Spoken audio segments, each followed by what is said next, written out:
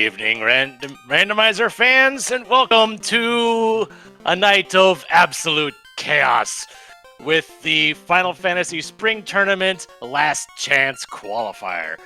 I am Melee Wizard, and alongside me is Dr. Funkin. How are you doing tonight? I'm doing wonderful, Melee Wizard, and we've got an amazing race for you tonight. We've got almost 20 competitors going for one slot in the play-in race. So, on our stream here on Speed Gaming 2, we have Burt Reynolds, Ale Markin, and Black Knight. They are three of the almost 20 competitors who will be competing for that last spot in the play-in race for a shot at making brackets. Yep, and the flags for this race, we're basically taking one of the Swiss flags specifically for the one from Sea Week. So alongside Ordeals, Titan's Trove, and Ice Cave, we will be having an incentivized location in Sea Shrine.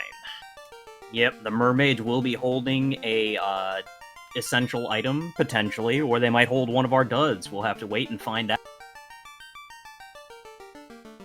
In the meantime, taking a look at our parties here, we've actually got a bit of a disparity here. We have Burt Reynolds taking Fighter Thief Red-Black, Ale Markin taking Fighter Rainbow, and Black Knight being the odd one out a little bit, going Black Belt Thief White-Black. Yeah, it's not often in these flag sets that you see someone going completely without a fighter, especially with all the chests you have to open. But I'm guessing that Black Knight's gonna hope to find a good grind tile, get that Black Belt up to 32, and go full One Punch Man on this. And it looks like we are off! We are off, yes!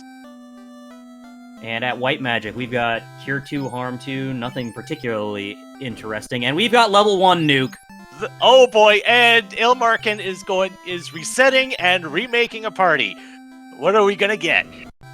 I'm guessing they're dropping that White Mage, considering there was no good White Magic at the first stop, and I'm seeing 2 Red Mages now, possibly a third. Yep. 3 Red Mages. Okay, alright, well, things are getting shaken up already. Yeah, and I can't say I blame him here. Seeing that level 1 Nuke with no good White Magic at level 1, you're gonna get a lot of work done with that AoE spell. It's gonna help you just speed through the early game.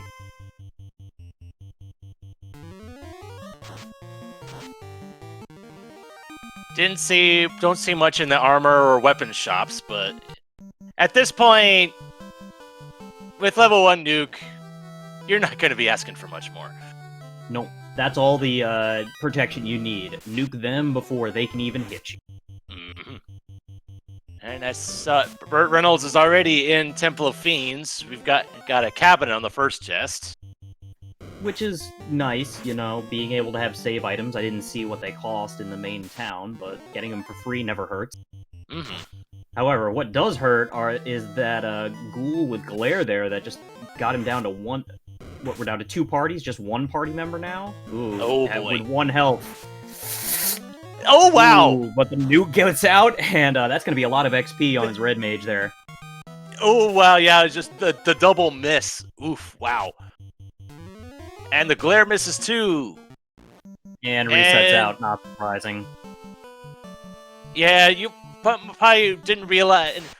Just took a moment to realize he was just using his last nuke there. Yeah, kind of hard to beat Garland without a spell when you only got 1 hit point. Yeah. I mean, if you get turn order, sure, but if you still need a nuke for that. You certainly do. And now we're going straight at Garland. A couple of nukes right in the face, and Garland goes down. Yep. And we'll get to see our first incentivized items from the King and Princess Sarah momentarily. Ooh, an early tail if we find the floater, that'll help us promote. And a crown, which we can take to the kindly old king in the Northwest Castle for another incentive item. And the top chest was just a cabin and some money. True, but that 4,000 will be nice for buying early spells. Oh yeah, definitely. Fortunately, Burt Reynolds never saw those chests.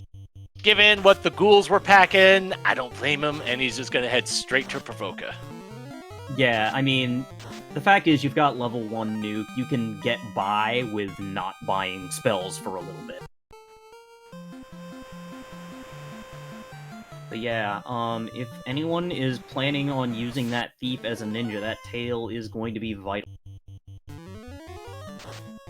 Though I do imagine that on most of these parties, we're going to see the thief take a dirt nap and stay that way. Markin reviving his red mages and purchasing some Cure 2 just to be on the safe side. It never hurts, especially at least in the early game. Yeah, exactly. It always helps to have a little extra healing. Rather than check the level 2 magic, Burt Reynolds is going straight at the pirates, which makes sense. You've got Nuke. Those pirates are going to drop like a stone.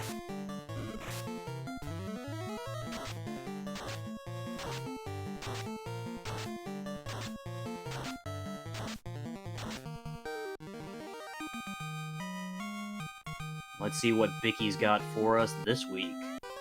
Ooh, the Oxy Ale. So we were already looking towards Sea Shrine. Still need to get our canal so that we can get out of the inner sea, but once we do, that's another incentive location that's open to us.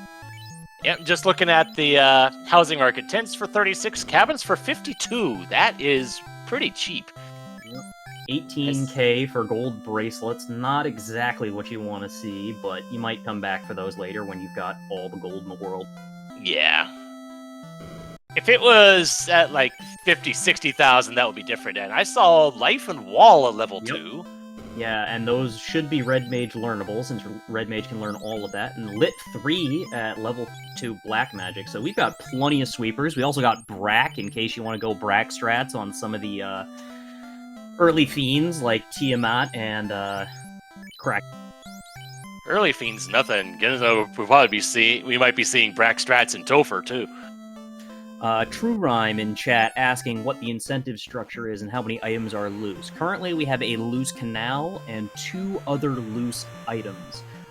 Incentive locations are all of the vanilla ones, plus we've got one in Titan's Trove and one in the Sea Shrine with the Mermaid. Specifically the incentivized locations outside of the NPCs being Titan's Trove, Ice Cave, Ordeals, and Sea Shrine. And Ice Cave. I thought I said that, but all right. You might have. I might have missed it. And Reynolds, check in Matoya's Cave. Oh, that Sun Sword is huge. Mm-hmm. That's about the best sword that you can get beyond a Masa for the early game. I believe that is the best sword you can get outside of Masa pre-promotion. Yeah, and definitely going to take that and walk it back out, because, well, technically it's not progression. Again, that's something that's just going to make the early game that much. I mean, it's kind of hampered a little bit by the fact that you have Nuke, so it's not the biggest need having a weapon right now, but it's nice to have. It's one less thing you have to worry about for at least a little while. Absolutely. And judging from the way Burt is turning, looks like he's going to be heading over to the Dwarf Cave before heading south to Elfland. Well, it does make sense, because that's pretty much the last couple checks you can make before we're forced to go into Marsh. Well, we do also have the... Oh, no, he's going back to check those chests that he skipped over at Temple of Fiends. But we do also have... Yeah. We do also have the Crown, which could lead to Canoe and open up a whole bevy of new locations for us. True. Resetting out, doesn't want that money or that cabin, going straight to Dwarf Cave to see what's in the Dwarf chest.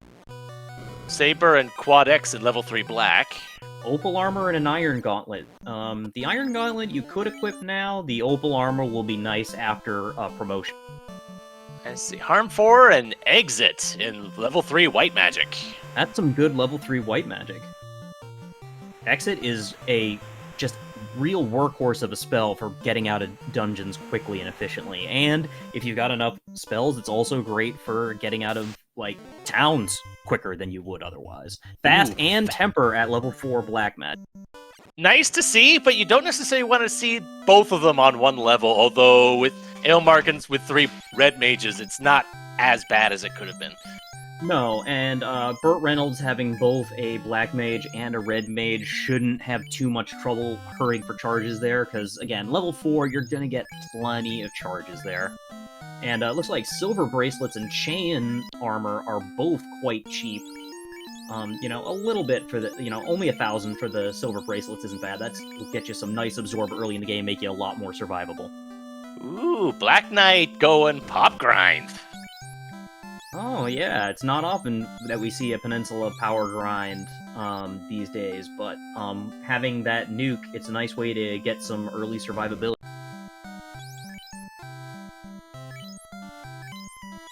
And with that nuke, it really doesn't matter what the encounters are. No, but the nuke seemed to roll low on that first one, though. Yeah, if I've got a save item, I might reset out a Wyverns. Like, yeah, they're an encounter, but like the amount of XP that the Wyverns themselves give isn't great compared to basically any other encounter you could get here. I don't want to save my nukes for something a little spite. Oh, there's also Ice 3 for level 4 Black Magic. Black Magic at level 4 is stacked. I do notice that Temper is quite expensive at over 6,000. And yeah. I did not see what Astos had. I'm guessing Burt Reynolds sold that Opal armor because he's got plenty of gold to buy those spells. And it turns out that apparently Astos had the herb, which is pretty much taking that fetch chain and then condensing it down to the beginning and the end. Yep, but it'll be nice to bring that. That's not a bad one to get at Astos when you're already on foot walking from Elfland. You're going to come back here anyway to save, and you get an incentivized item. Maybe it'll be the key. We can start opening key lock chests and get a whole bunch more. Or maybe it'll be nothing and we'll be forced to take an early marsh dive. Or Ilmarkin might be preemptively going to marsh. Ooh, that's a risky gamble. I'm not sure that's the play I would make, but sometimes when you're... I understand it. It's better if you're one check away from a marsh being required anyway. So, rather than go to Elfland, then back to Marsh, why not do Marsh first and then go to Elfland? Whether I like this play or not is going to come... Well, it paid There off. it is. There's the loose canal. My big question would be, does he have any charges of exit? And it looks like he does, so this makes this play make a lot more sense, because you can get in and out of Marsh like that. If he's got 2 charges of exit, which he probably does amongst his 3 red mages, he can... Yep, all 3 of them have hello, one charge. Zap! That was the Gerwolves with Zap! Oh dear. Well, the good news is that once we're out of Marsh, we won't be seeing too much of them. We're going to get out of the Inner Sea via the canal, and then Grey Wolves are out of our hair for the most. Not completely. Remember, Titan's Trove is still incentivized, and we could see an 8-pack of Gerwolves in there at times. Sure could, but that one is such a small area. Oh, and there's Squint on the Undead as well. This is brutal just to get to the top floor. So, Squint on the zombies, Glare on the ghouls. Oh my goodness. Marsh Cave is already shaping up to be a really nasty place. Yeah. I wouldn't be surprised to see Ilmarkin go ahead and exit with this canal now. Nope. Gonna go ahead and check those chests still.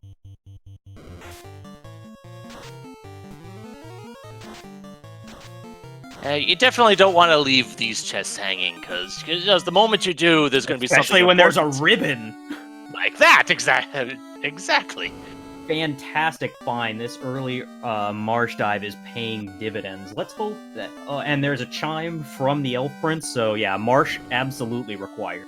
Yep. Chime is nice to have, it's just not something that's immediately helpful. Not at all.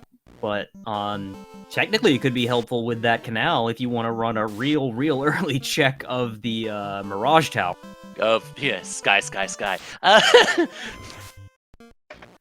Yeah, we can't quite sky, because we don't have the cube yet. but Yeah, true, there's true. a lot of chests in there. I wouldn't go there now because there's so many incentive locations to check instead, but it's an option. Not to mention, there's a lot of nasty enemies that could absolutely destroy you at these levels.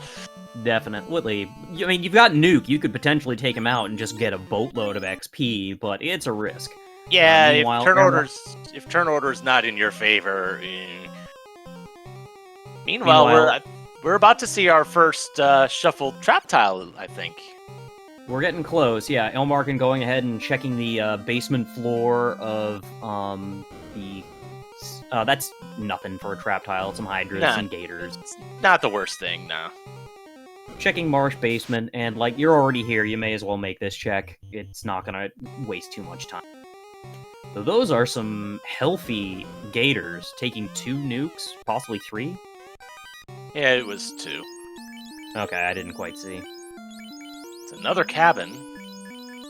We're getting a decent number of cabins and chests, which is not the worst thing. Although it probably would mean a lot more if they were more expensive than 50 something. Exactly, and some cash. Can't say no to a little bit of pocket change. Ooh, gargoyles having sleep. That's annoying. Yeah, especially when you run into the 8-pack in Earth Cave. Absolutely.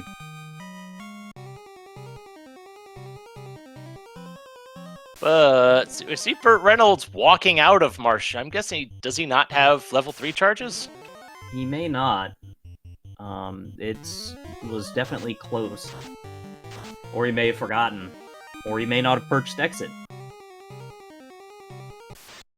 Yeah, that would be a bit unfortunate. But Elmarkin was able to successfully get out of Marsh Cave with that canal and that ribbon, and not a heck of a lot else.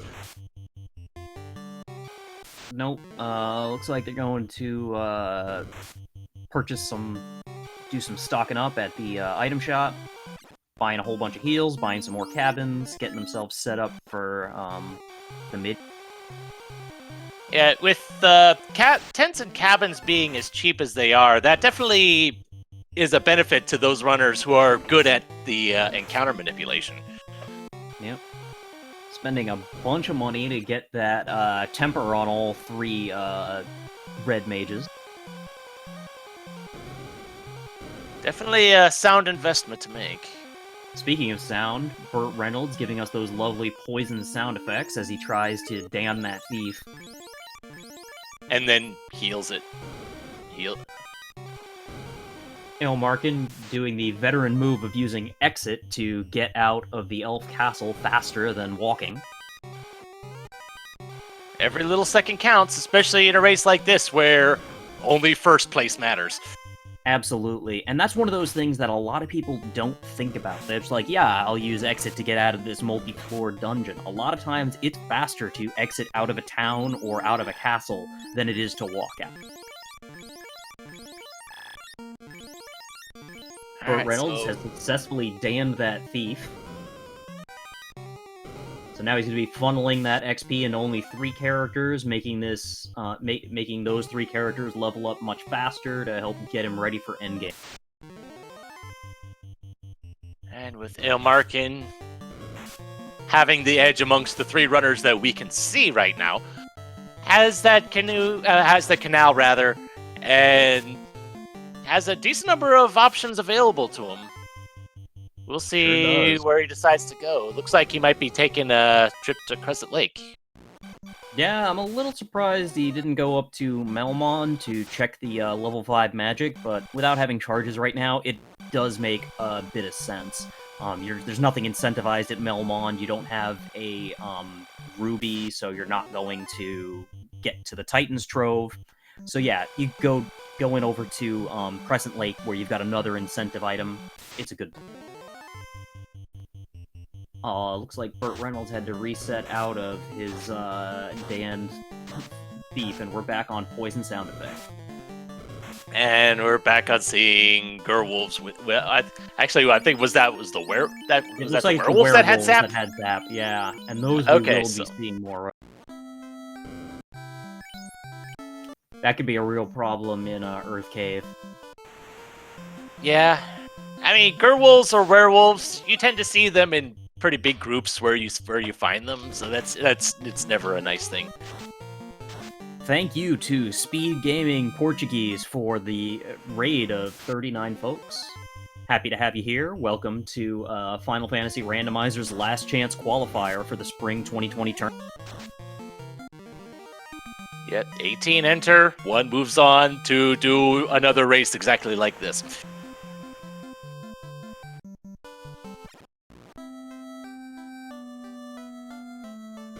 So we have Black Knight making it into getting that canal in Marsh Cave now. And we have the Rod in Crescent Lake. Well, it looks like we might be want to go to Earth then. I didn't see if he had enough money to buy it right away, though. Oh, that was at the item shop. I thought that was our incentive item at Crescent Lake. No. It was the vendor item. Yeah, it was for about just shy of 20K. Didn't see if he had enough money to buy it right away or not. I don't think so, because Ailmarkin spent a lot of money buying Temper. Ooh, yeah. Life 2 in the first slot of level 6 magic. Yeah, I don't remember where that falls on Red Learnable. It's not a big deal if they can't learn it, because Life was. And there's that Ruby, so, yeah, that Earth direction is starting to look real appealing between the Rod being there and the Sages giving you the Ruby.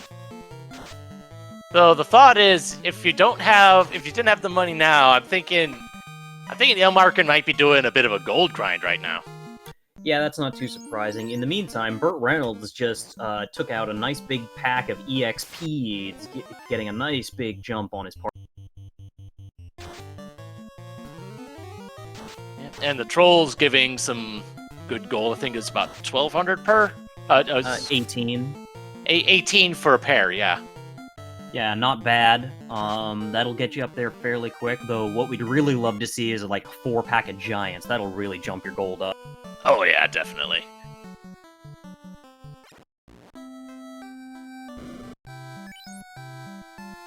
Burt sees that his Rod at 19k, only having 6k right now, probably not going to grind for that, likely going to go elsewhere to try and find more. Well, we'll see what he decides when he sees that Ruby might change his mind. If it was like the key or the loot here at the Sages, I could see that, but with the Ruby there, you really don't want to go check Titan's Trove, come back here to buy the Rod, and then go back to Earth Cave. Very true. Though it's still awfully early to be going to Earth, considering that we know that there's going to be a whole lot of werewolves in there with Zap. Yeah. And it looks like Burt's also trying to gain that money. Ailmarkin's purchased his Rod, and now purchasing a few more healing items.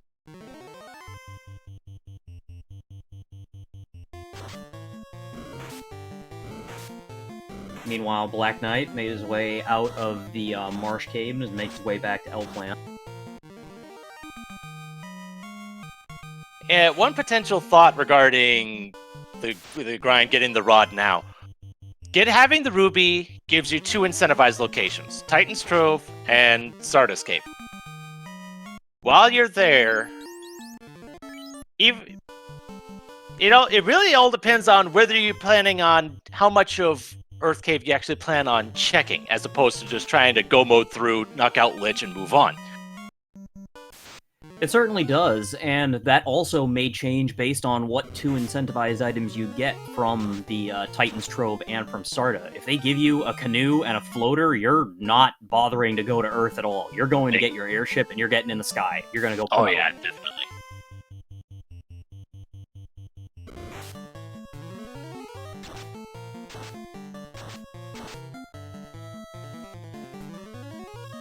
And Black Knight finally making his way out of the Inner Sea, and stopping off at Melmond, we'll get our first look at level 5 White and Black magic.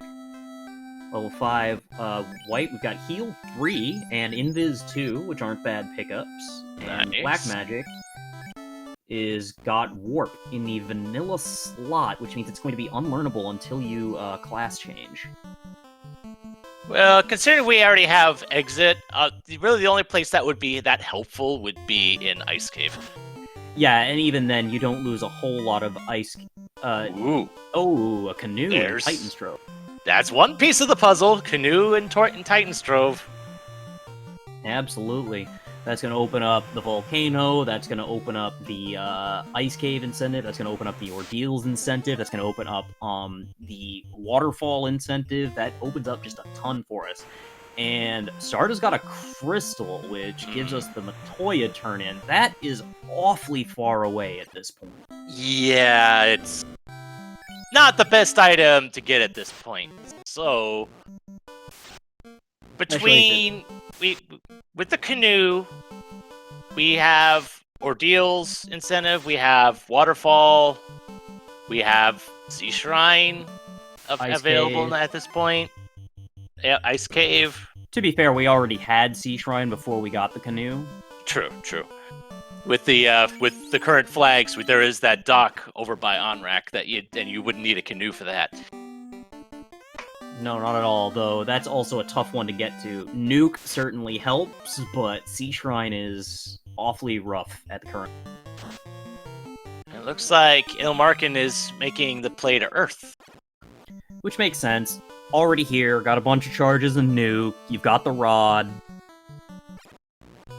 Not to mention, you can check the trap tiles in here, and there might be something great to grind on to level up. True. Though, it's like at some point, you always got to be wondering, how much do you actually check? Because you're up against 17 other people. Only one person is making it through. Where do you cut corners? Yeah, and Earth is one of the ones that is enticing to cut because, yeah, there are a lot of chests in Earth, but they are so spread out. It can waste a lot of time if there's not something you need here. Mm-hmm. There's that massive pack of sleeping gargoyles.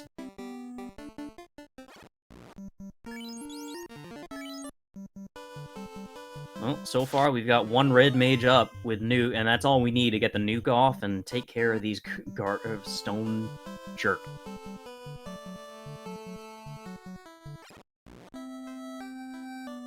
Well, in this case, they're probably very boring as well if they're putting people to sleep. Definitely. Black Knight is lagging behind. I don't know if it's because of his routing decision or if it's it might be more about his party because he's only got one source of nuke compared to Burt's 2 and Ilmarkin's 3. That might be what's really setting him behind at the moment because White Magic hasn't really had the best stuff. Like, we haven't exactly had... We haven't seen Fade yet, for sure. No, we have not. Not in the first 6 levels, and so Fade's really not going to get cast this game. No, not really. Ilmarkin not liking what he sees on the trap tiles, making his way deeper into Earth. Meanwhile, Burt Reynolds is going completely different direction. Yep. You're getting some route divergence. Don't blame him. I'm not a fan of early Earth. I'm #never Earth. I hate this dungeon. Ooh, gargoyles on the trap tile, it looks like. Looks like we're going to ordeals. Mm-hmm. Especially with zapping werewolves and, like, only having one ribbon right now, I really don't like her. Oh, and the sleeping gargoyles are just a huge time waste on top of time wastes if there's nothing of value in her. Yeah, even if they're not actually putting your party to sleep, it's just the act of casting the spell that many times is just a big time sink. And here's the other place where warp would be nice to have if we had access to it, is ordeals. Because we have shuffled the teleporter maze, you can end up, getting lost. And warp just sends you back to the last teleporter you went through, so you don't have to worry too much about getting lost. Ooh, there's Dragon Armor and Excal in Earth 2. So if we end up finding our floater and getting to promote, that's going to be fantastic for Ilmarkin, and that's actually a pretty decent advantage that he could have, because it's entirely possible if there's nothing else in Earth Cave, other people are going to go mode it and miss out on that gear. We got some waters on the trap tile in Ordeals. Cassie and Viz 2 on themselves, which would be scary if we weren't about to nuke them back to the Stone Age.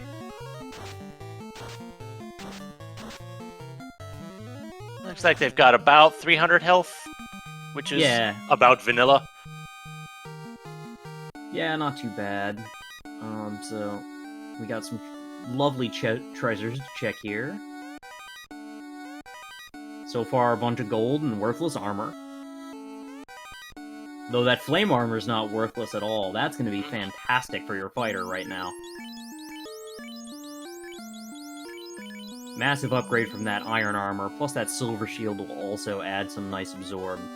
And we've got a loot. Fantastic, we absolutely need that for the end game. Not the progression you're hoping for at the current time. Though it is nice to see that it's not loose, since loot could be literally anywhere if it's one of the loose items. Yeah, definitely. Yeah, it's like, would you rather gaming 4 and 5 for the raids of 25 and 42 respectively? Welcome to the Spring 2020 tournament, last chance qualifier for the Final Fantasy Random.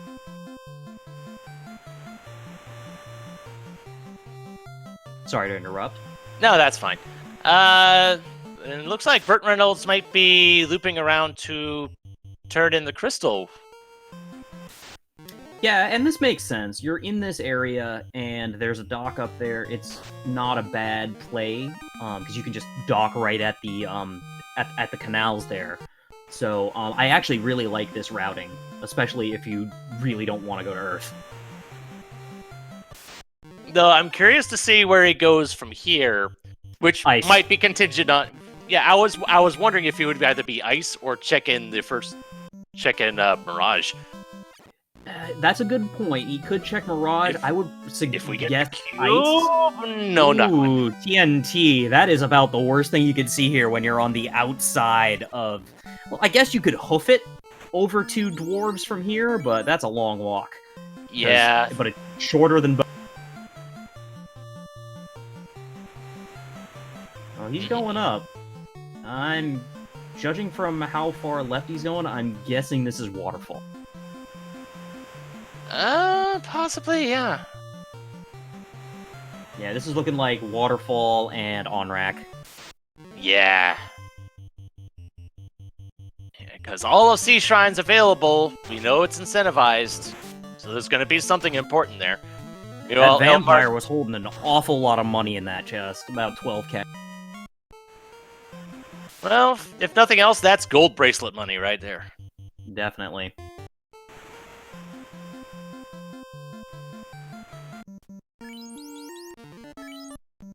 So I would think that Burt Reynolds will be checking the waterfall first. And he immediately starts going over to on-rack to try and make a liar out of you. Well, maybe we'll see if he's just going there to stock up on items or something. Entirely possible, though I wouldn't necessarily hate making the Mermaids play first, simply because that's a lot of chests, and it's also an incentive location. But no, you're right, he is going up to the waterfall.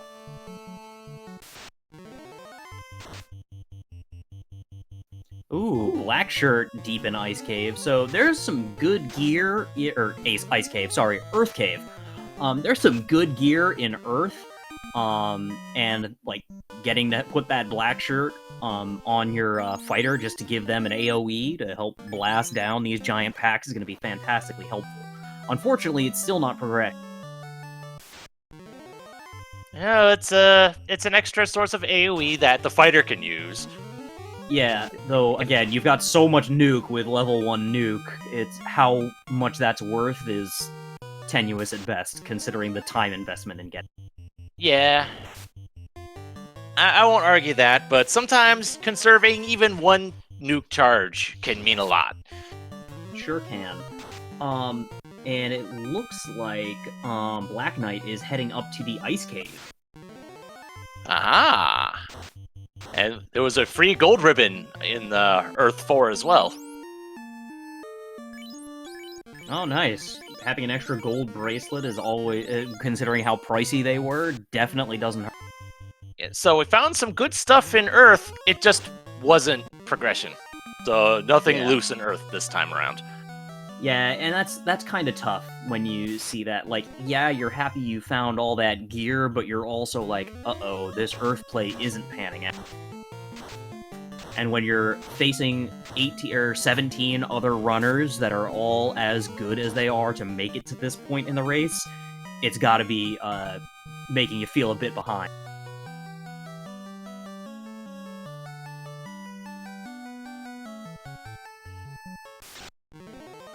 But still, how exciting is this? We're seeing 3 runners in 3 different dungeons right now.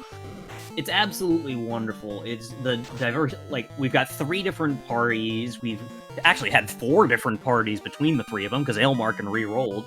Yep. And we've got 3 distinctly different strategies. It's really interesting. Oh, something has got stone touch or was casting some sort of stone spell. Yeah, that was a lot of different enemies that could have had those. I didn't see what they were. Yeah, the alternate sprites on Black Knight's side made it a little difficult to see. Ooh, an ice sword up in the waterfall cave. That'll be great for one of the... Oh, and the Opal Cheerio. Waterfall is a... Yeah, I think that encounter that Black Knight was on, that was, I think it was the Image, Wraith, Spectre, Geist, or something like that. Wraiths and Spectres, I think. Or Wraiths and Image.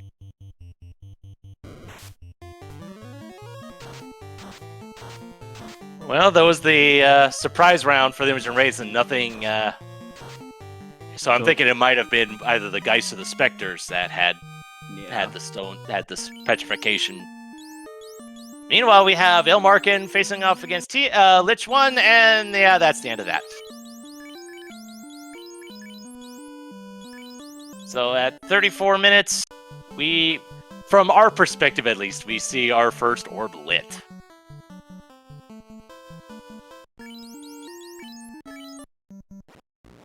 That we do. And it does look like it might be the whole race. It was the first Earth orb lit, though it does appear that some other runners have managed to kill Kraken already and light their water orb.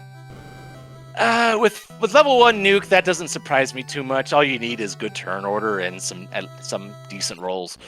Yeah, and hopefully Kraken playing nice with some nice, easy spells and not just slapping your mages in the fight. Yeah. And it looks like Ailmarkin checking Dwarf Cave. He does not have the TNT yet, so he can't turn that in, but he looks like he'll be checking Matoya and getting the TNT right now. Burt Reynolds going ahead and lightning 3 downing these unrunnable Gershark and Shark encounter. Yeah, good experience. Absolutely, and now we get our first look at the Mermaids. Ooh, a pro ring. You love not having to buy those. Especially since I don't think we've seen them in shops yet. We haven't, and they are the best hand armor in the game, plus they protect against death element attacks. Flame shield, love to see it, a house, and the adamant. Okay, so now going back to see the dwarves is starting to feel like a play. You've got both the TNT and the adamant, so that's 2 more incentive turn-in. Mm-hmm. The only thing better would be having the key, so you can check the key lock chest as well. Absolutely.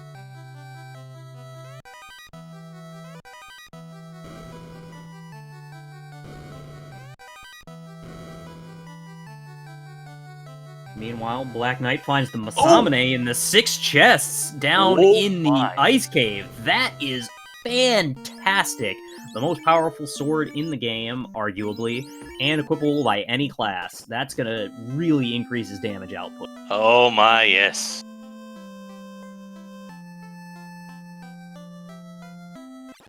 And so that definitely makes ice a worthwhile play just by itself. Yeah, especially, and that's gonna also negate a little bit of the finding of Excal that Ailmarkin did by diving Earth. Oh, unrunnable rates. Fun. Yeah, that's just a good time for the whole family. Ailmarkin fighting the bridge boss.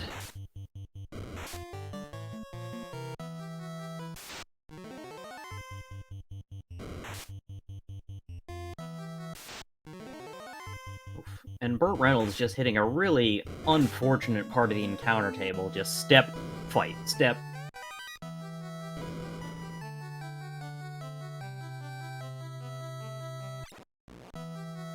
Looks like we're gonna get our first TNT check here. And TNT leads to the floater! Wow. Oh my! Okay, yep, that was... Oh, man. That's gonna it be makes sense for Burt fantastic. Reynolds to... It makes sense for Burt Reynolds to put off the TNT turn-in, but ooh, he's going to be kicking himself for that one, I think. I don't know that he'll kick himself for it that much just because of where he happened to be. Yeah. But, yeah. Like, it's not like he wasn't gonna come to water, like, the water area anyway.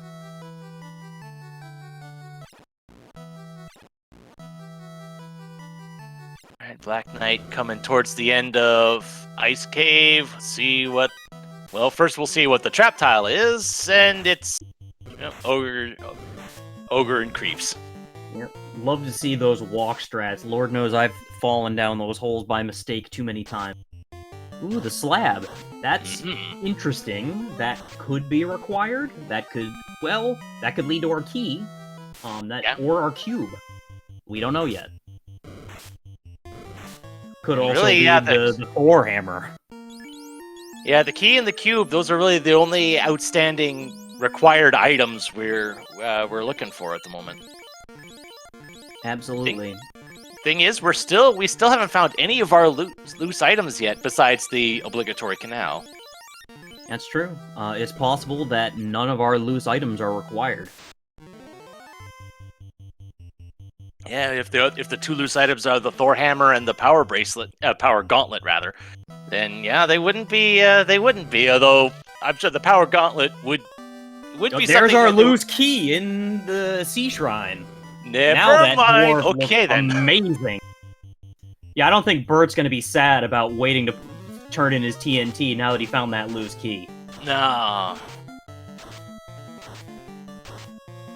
Ailmarkin finding a katana in Volcano. That's gonna work great on his... Oh, wait. Right. Ailmarkin not having a thief to upgrade into a ninja is not going to be needing that katana. It could be for a little bit of extra money if he really needs it. That's true. Buy some spells on that fighter when you up class change. I'm a little surprised he didn't go class change before going to Volcano, considering that he could learn life on that fighter.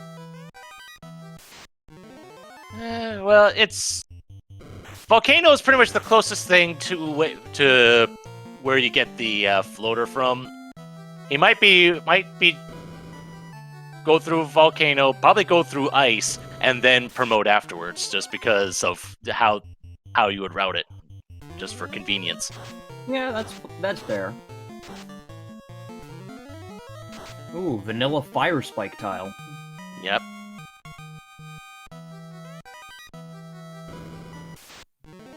Thankfully, they're not vanilla unrunnable as well, but it decides to just nuke them down. Absolutely, and we're gonna get our first look at the armory. See if there's anything fun hanging out there today.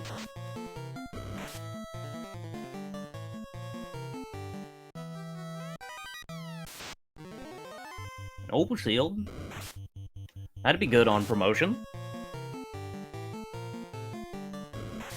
Not to mention, Ailmarkin also has that opal armor from the revisit to dwarves, so like that's a whole lot of extra absorb on that fighter once you promote, on top of the spell lists. Zeus Gauntlet, fun for casting some thunder. And a pro ring, so some nice to haves, but not any critical to haves. Oh yeah. That's true. Ale also has the Dragon Armor and the X-Cal, which, again, makes me wonder why he didn't go promote right away.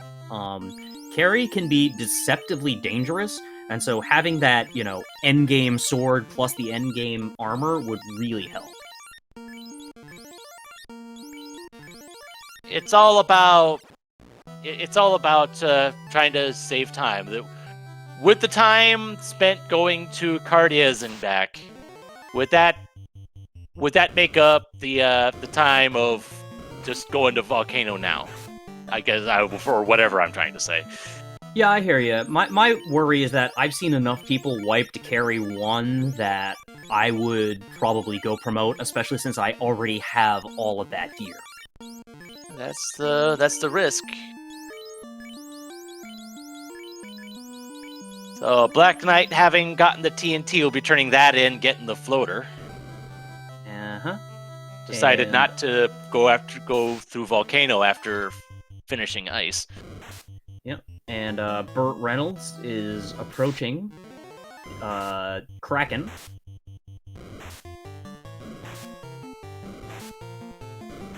So while you were saying that Carry can be sneaky dangerous, Kraken 1 can be very non-sneaky dangerous.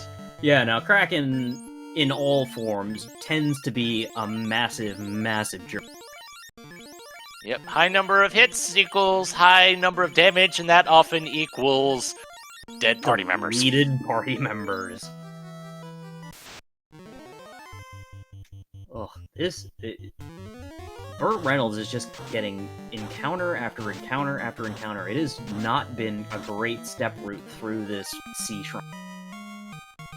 Thankfully, he did have Lit 3, so he was able to burn through those before having to go through nukes. Yeah, because he's going to want those nukes in a second. And yeah, just step after step. There we go. Okay, made it to Kraken 1. Let's see what we got here. We're going to fast up the fighter and go for Brack strats instead of nuke strats. Broken into pieces. Nice. Kraken doesn't even get to swing. Good First time night. Yep, first time every time, right? And ooh, there's another pro ring for El Markin as Burt Reynolds lights his first orb. Yep. And you gotta say, like, while these dives aren't paying off in progression, they are paying off in gear for Aelmar. Yep, the more pro rings you get now, the less you'll have to buy later. Yeah, it does seem that this change of party did pay off for him, just like being able to nuke everything down. He hasn't really run into any massive stumbling block yet. Yeah, it would take quite a bit to be a stumbling block, to be the kind of stumbling block that you can't just throw nukes at right at this point.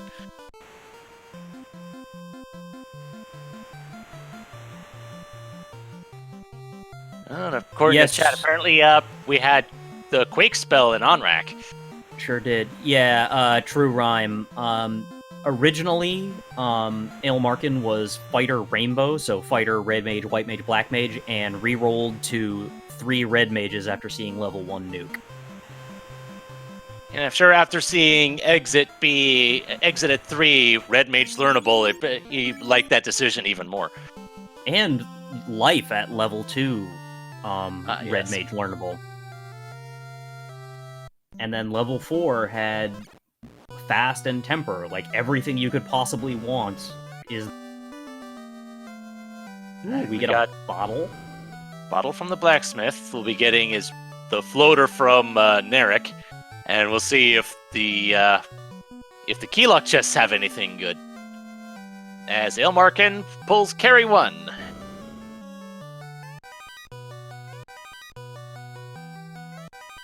Harry dropping some ice too, not especially dangerous. Mostly some money from the reward. Those last couple chests amounted to about 86,000, so that was a lot of money. Still no progression, but that's any money issues Burt might have had gone. After 2 rounds, Aelmarkin takes down Carrie and is got the fire orb lit. So Aelmarkin, our first runner to get 2 orbs lit, and immediately goes to Ice Cave. Yep, that's kind of what I thought. Just closest path from point A to point B. Meanwhile, Black Knight is checking the Cardia Isles. Yeah, we know this isn't gonna... Well, this could pay off, because we still need to know where the cube is. Yep. but at this point, I would still be checking incentive locations before I'd be checking the cart.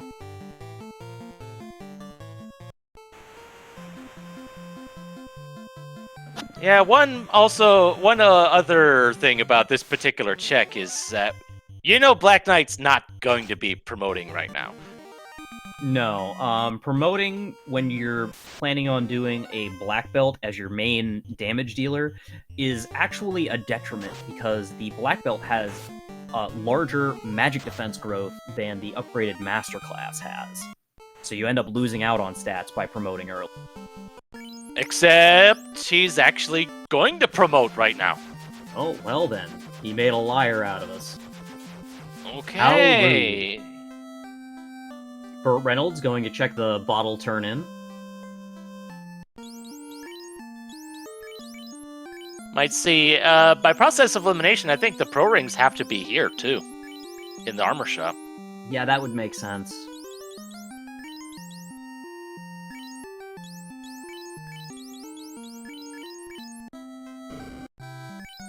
And it looks like he realized that Pro Rings 13k is basically cheap after those key-locked dwarves giving you a ridiculous amount of money, and going ahead and suiting up the entire party with those.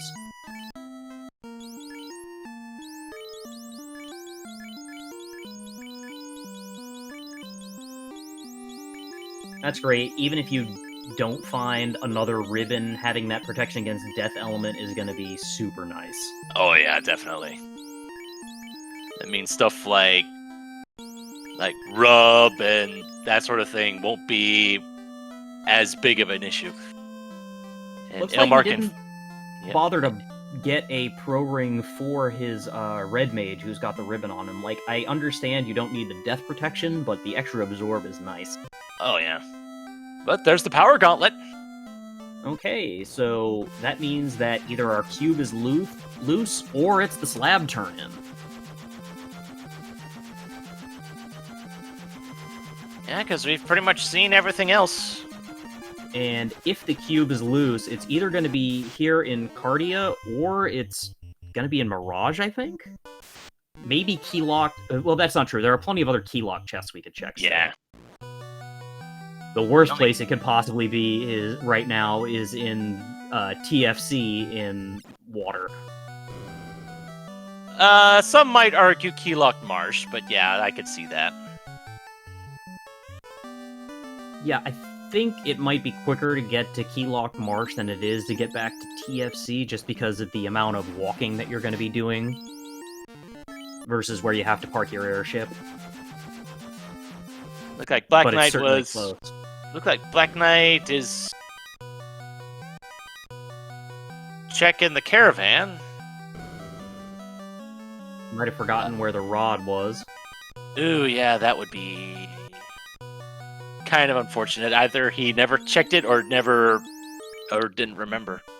Yeah, I mean, he never purchased it. He does not have the rod yet.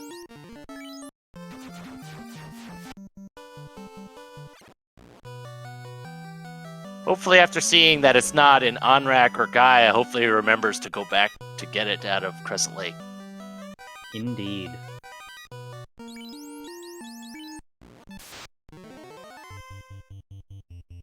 I'm curious as to where Black Knight's going at the moment.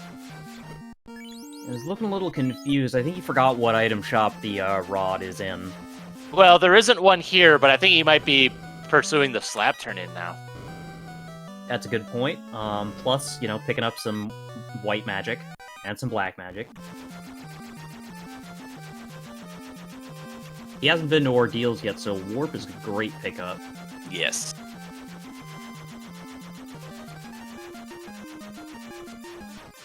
Burt Reynolds doing a similar thing, going and picking up some magic in Mel.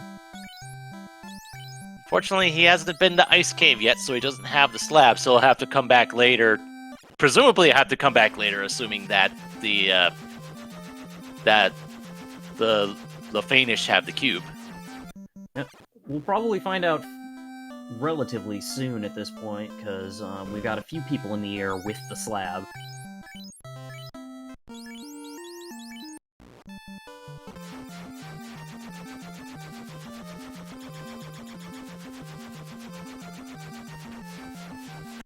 Elmarkin is making his way through the Cardia Isles now. Likely we'll be getting our class change in short order. Yep. Meanwhile, Burt Reynolds and Black Knight are doing some magic pickups. Now that they've promoted. Black Knight heading back to Crystal Lake, getting that rod, just having enough money for it. So I'm guessing he did pay it. He did remember. Excellent. Glad to see that happen. Burt Reynolds, meanwhile, making his way through Ice Cave. He'll get his slab and probably go turn that in before going to Mirage. The question is, does he do the key lock chest, the easily accessed key lock chest, before going to Mirage?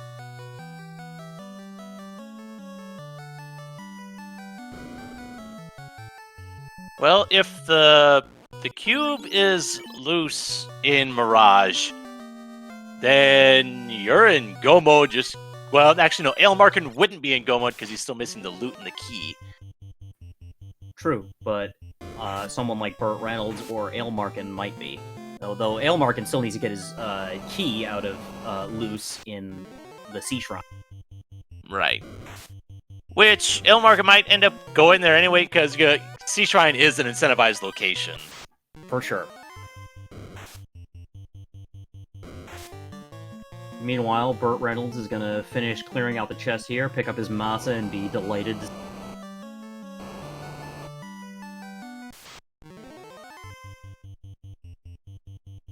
And it looks like Black Knight is heading for Volcano. It's a sensible play. There's a ton of chests there. Or maybe just taking a brief pit stop at Crystal Lake before going to Volcano. You do want to make sure that you're fully stocked up on heal potions before going into the volcano. I've made that mistake more times than I care to. Yeah.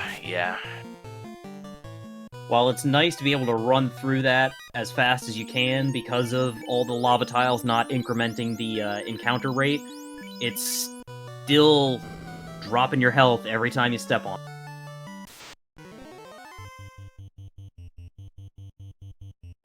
So Elmarkin making the rounds, getting more magic, turning in the slab. We'll see if he decides to check Lefane before going to Sea Shrine. I doubt he will.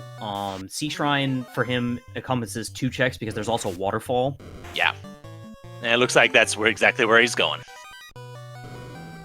It's the mathematically correct play, even though we know... Well, I mean, we know he needs to go to sea so that he can get that key. Yeah. And he's still got that loot outstanding as well. Let's see. Where was the loot again? There's a lot of stuff going on behind the scenes to make sure everything is... So he still needs to go to Ordeals and get his loot. Ah, yes.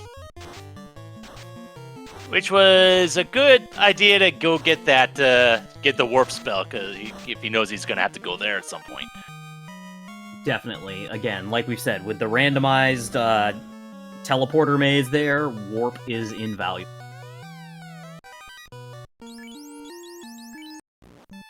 And Burt Reynolds gets his last chest, hits exit, and he is done with the ice cave. Looks like he's heading straight to Melmond to get that slab translated.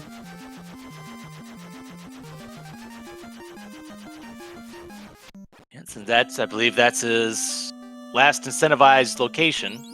Yep, so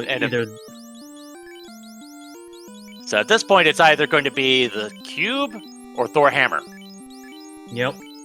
And he's hoping that it's cube. Oh, dear. Yep. Good idea, Burt Reynolds. He just accidentally dropped the ribbon, so presumably he saved after finishing ice. I believe I saw him drop a tent, but yeah. No, okay, good. Well, we know it's not the power gauntlet. We've seen where the power gauntlet is. It's at the bottle turn in Gaia. Yep. He's already got the power bonk, so it literally, at this point, could only be the Thor hammer or the cube. Which is really not it. That's probably the worst 50-50 you can have, though, because amongst the 3 non-required items Opal in the bracelet was at Waterfall, Johnny. Yeah.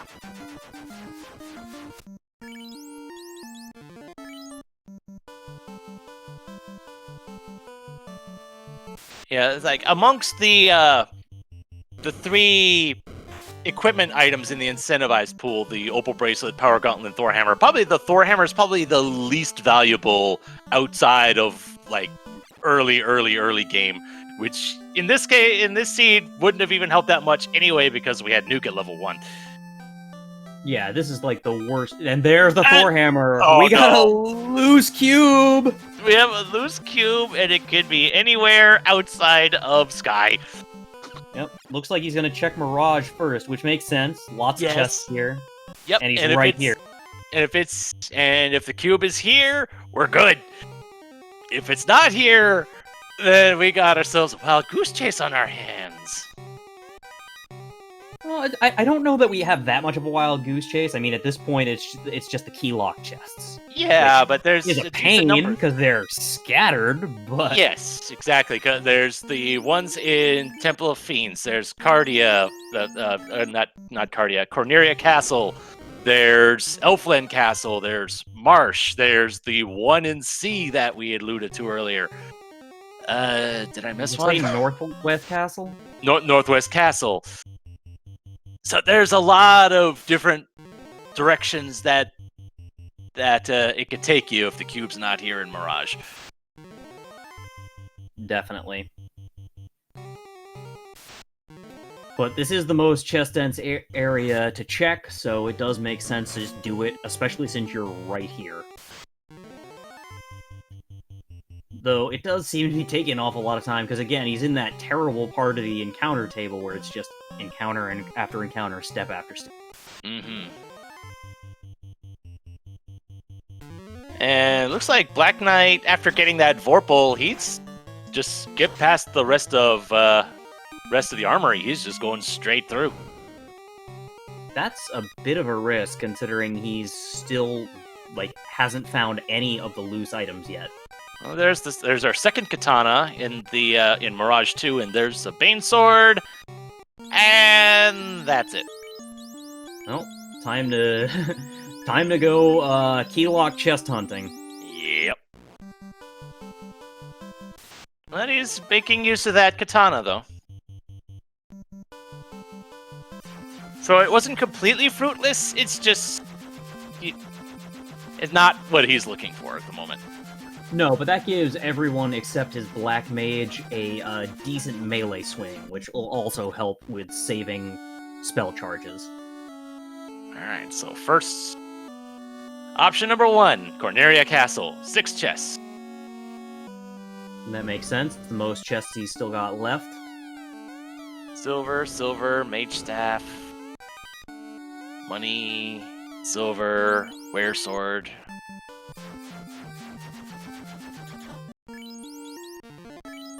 And we know Burt Reynolds had already checked the key lock in Dwarf, so we know it's not there.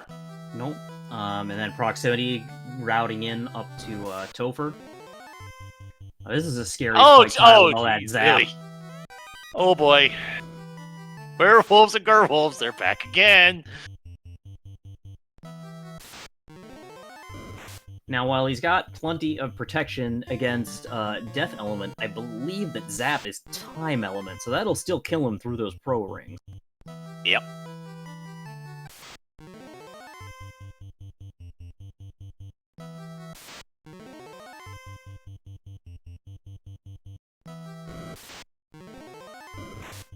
Oh, the Wolves got the jump on him. That Zap is coming out, and ooh, it's doing real damage. Oh 3 my, out yeah. of 4 party members down. Well, he's I'm pretty sure he's got a ribbon on the Red Wizard, so that was the main saving grace there. Always a chance to get 3 out of 256 crit and then go down. And it's not here, so we're resetting out, and we are going to the Northwest Castle and then probably down to Elfland if this doesn't pay. Just as the more of these things that you check and it ain't there, you just gotta feel worse and worse. Nothing at Northwest Castle. Nope. Down to Elfland. If it ain't here, then it's down to Keylog Marsh and what has been lovingly referred to as TFC. Otherwise known as that French chest. Well, there's a white shirt. Yeah, that's worth getting, but it's not what you were looking for. Nope. Oh boy.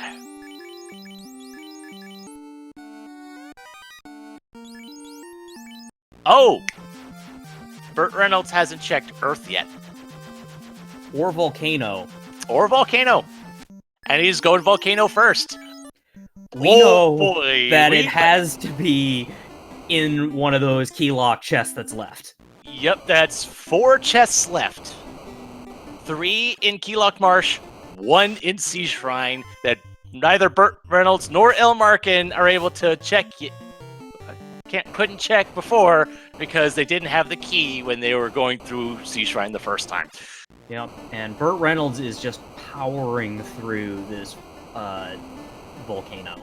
And just to clarify what TFC means, there's one room in Sea Shrine on the way to the Mermaids that is key-locked. Though nobody knew that for the longest time because in a vanilla run, you already have the key by that time. Which, it's amazing what you learn through the randomizer, huh? Thank you to Speed Gaming 3 for rating us with a party of 49. Welcome, welcome, welcome to our Spring Tournament Last Chance Qualifier match for the Final Fantasy Randomizer. Mm-hmm. And there's that one room in Sea Shrine, that's not the only random key lock. Oh wait, yeah, there's the key right there. I had forgotten exactly where that was. There's also at least a couple of rooms in Temple of Fiends, Temple of Fiends Revisited, that are key-locked as well, including the one that immediately follows the loot block. Yep, it was actually a rudimentary cheat protection system. I knew about the one in Temple of Fiends because that one was literally made so that people couldn't try and cheat to the end of it. Oh, I didn't realize that part. Makes sense. I just didn't think about it that way. Yeah, it's like kind of funny that when you learn those little things.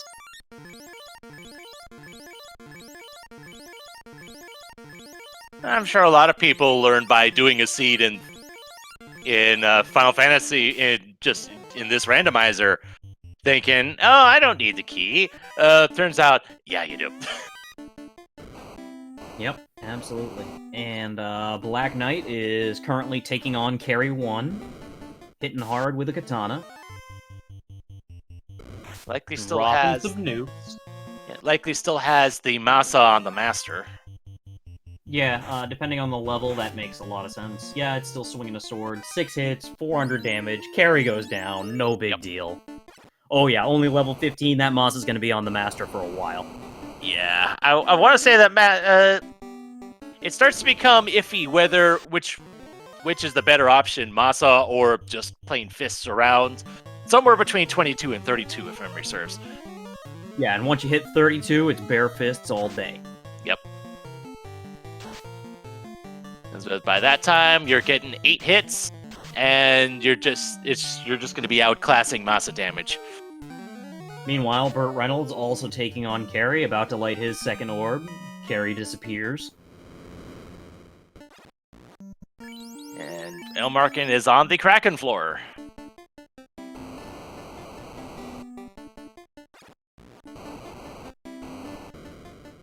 And now Burt is going to check all of these chests that he skipped in the first floor of Volcano.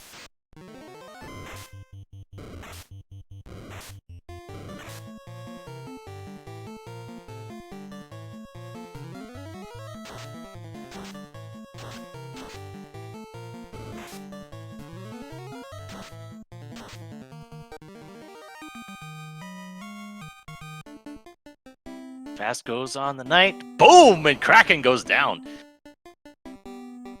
Elmarkin has lit orb number 3. It's worth noting, according to our tracking information, so far, no one has found the cube. More to the point, it looks like, if this information is accurate, Elmarkin is actually our first runner, just overall, to have lit 3 orbs. Yeah, Elmarkin is, going, despite having full cleared Earth, it looks like if it is, because we know that it's stuck in one of those keylock chests, it looks like a lot of people might full clear Earth before hitting up where the actual location is for Q.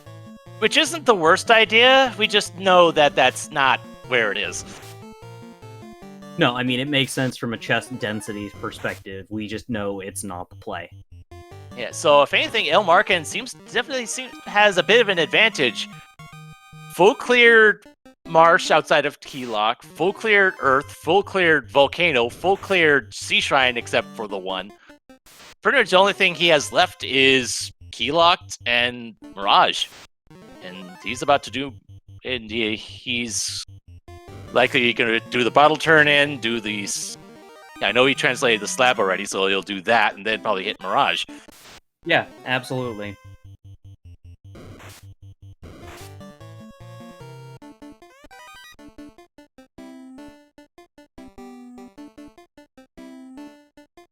Although he does still have ordeals left to do.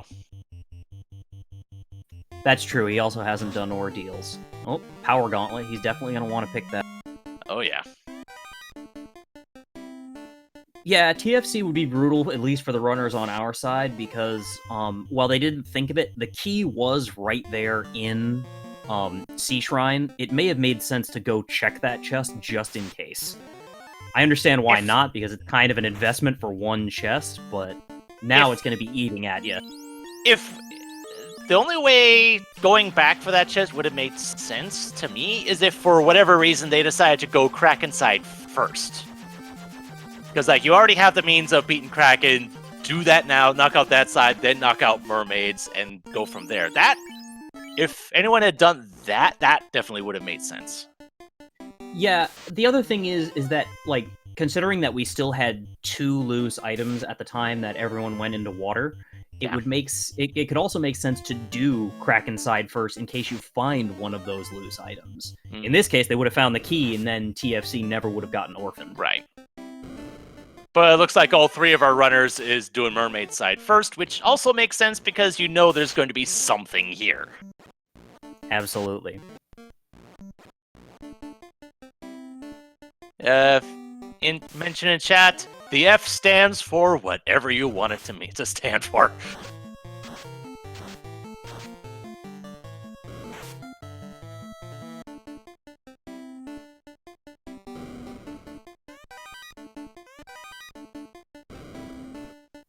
So, Melee Wizard, while our 3 runners are all checking things that all the other runners have already done, would you mind giving us a recap of where we're at currently?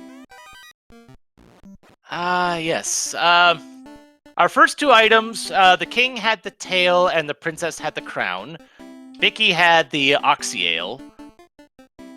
Let's see. The crown led to the Astos having the herb and the elf prince having the chime. The canal was in the top half of Marsh Cave. Let's see. The sages at Crystal Lake had the ruby, which led to Sarda having the crystal, and the let's see.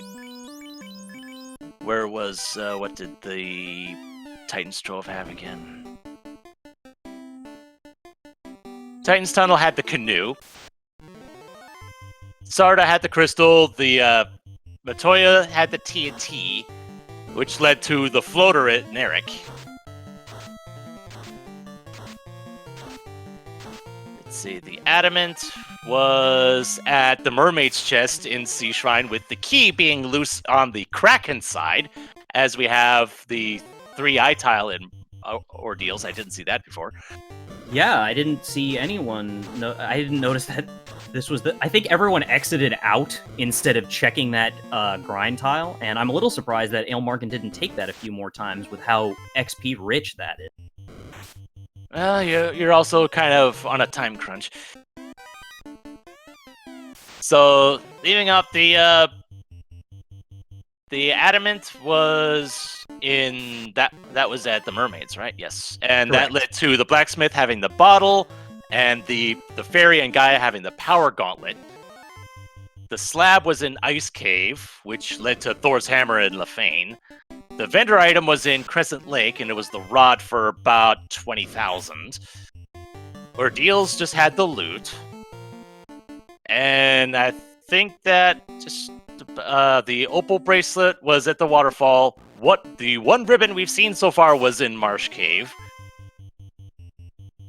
Masmune was in the Ice Cave. Excalibur was found in the Earth Cave, where we found 2 katanas. I think one was in Volcano, the other was in Mirage 2, I want to say. Yep. And we're pretty much just on a wild goose chase for wherever that cube is, and we have narrowed it down to the 3 keylock chests in Marsh and the 1 keylock chest in Sea Shrine. Meanwhile, Burt Reynolds getting Jay Coper getting blocked in by the bats, trying to make his way through her.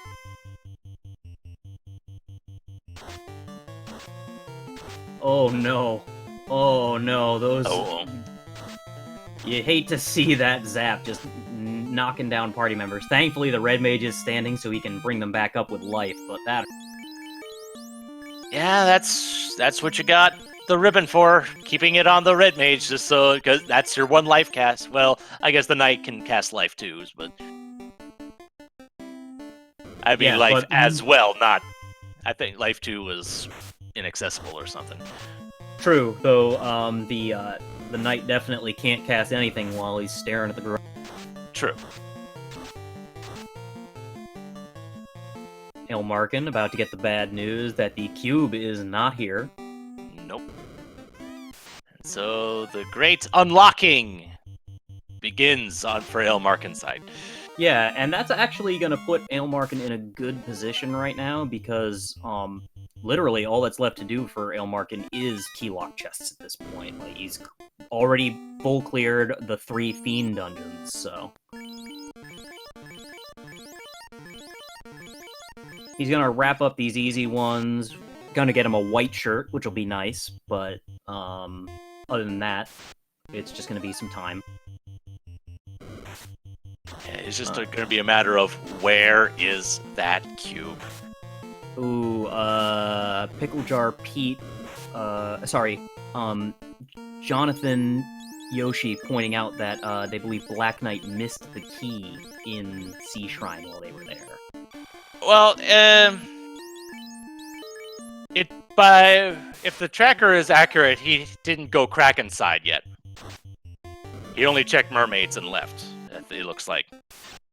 Oh, okay. In that case, it's significantly less terrifying. Yeah, as long as he's not skipping everything on the way to Kraken, he'll be fine.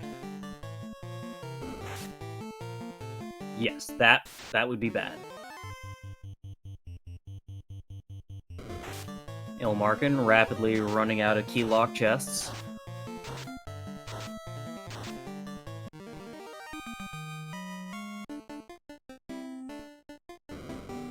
Burt about to find his black shirt that he's probably not going to care too much about at this level. Nah. Well, I I'm mean, wrong. it could. Well, he can equip it with the. Yeah, it's definitely better than the silver bracelet for the Black Wizard. Yeah, if he's still only rocking a silver bracelet, then the black shirt is a significantly increased. Plus, I believe it also resists time magic, and with all the zap down here, it makes sense that he got that. Yeah, I believe it's this ice and time, so any blizzards or ice 3s that come out will also be resisted. That's correct. Meanwhile, Ailmarkin getting zapped down in Temple of Fiends. Yeah, he's gonna see it's nothing there and just reset out. No harm, no foul. Yep. Now heading over to Northwest Castle, and then probably to Marsh since he's right. Well, I don't think he had. Oh, he had checked Elfland, right? Yeah, he checked Elfland before Temple of Fiends.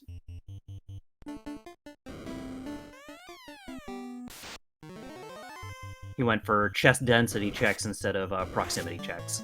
Yeah. With the airship getting around to everywhere doesn't take that long, and he is checking Marsh first. Not surprising. There are more chests here, and again, it's so quick to just get into Marsh. And with exit, it's quick to get out too. But it's 75% chance that it's here. Absolutely. And it seems like it's a 75% chance for him to get encounters. It took like 6 resets for him to actually make any distance into Marsh. Well, at least from Burt Reynolds' side, we were commenting on just how bad the encounter table was at in certain spots. Yep, and it looks like he hit one of those real bad spots on the way down into Marsh. But right after those 6, there's a pretty decent run.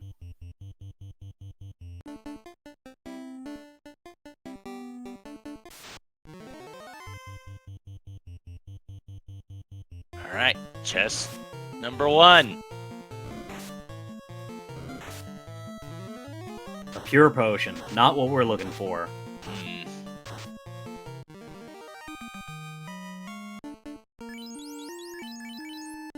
We got trolls on the trap tile. Fitting. Cabin, also not what we're looking for. Gargoyles with sleep, definitely not what we're looking for. 1 chest left. If it's not here, oh man. Burt Reynolds fighting Lich, who rumor has it is a boss. He is standing in the way. Was standing in the way. Yep. Red Hydras on this trap tile. Not a bad trap tile to see. No, not at all. Not quite as good as that 3-eye grind, but still some nice XP. And that's a cap. We are going to TFC in the Sea Shrine. Of all... Oh, wow. Last chance qualifier race. You gotta have something trolly like this, right? This definitely kind of even things out. Who knows what's gonna happen here? As far as like who's where and all that stuff. Oh man, this is good. This is getting tense.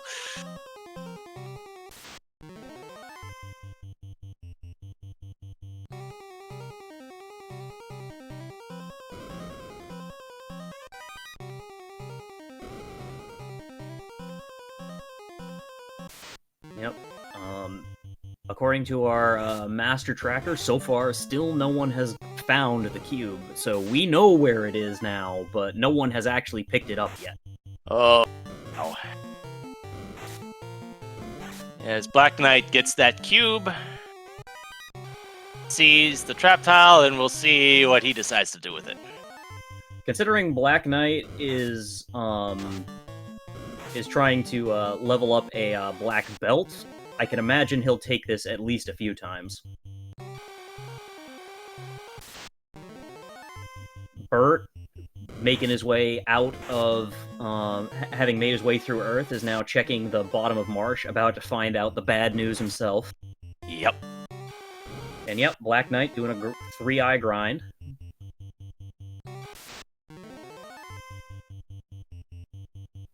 Pickle Jar Pete commenting on the alternate beholder sprite for those eyes, and how pretty it is.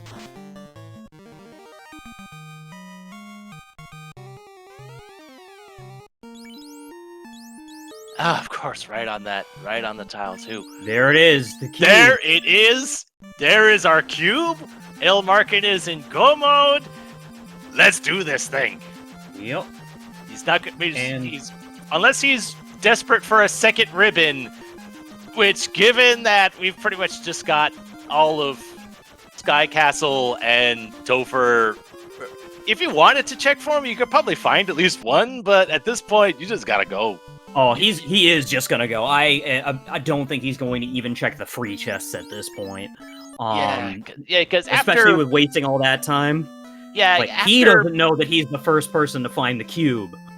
You can't know that. Is that you after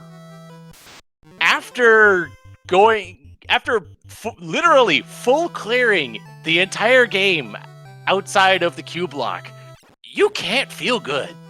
You just can't. You just got to think somebody, anybody could have gotten this before I did. Absolutely, and it just happens to turn out that currently Ailmarkin was the first. Oh, wow. Yeah, I expect him to just tear whole butt through this sky cap. And not too much later, Burt Reynolds gets the cube as well. Yep, not checking any chests, just going straight for teleporters. Mm-hmm. Yeah, like I said, literally the only thing that Ailmarkin could be looking for is a second ribbon. Yeah, and even then, at this point, not worth it. No.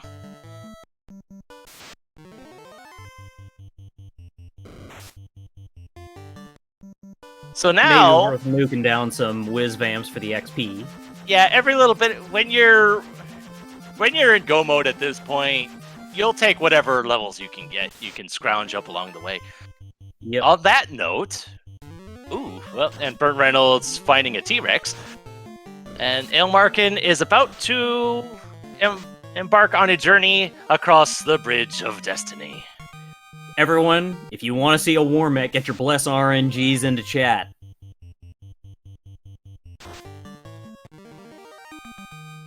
Healing up, just in case. We got some airs. No war mech yet.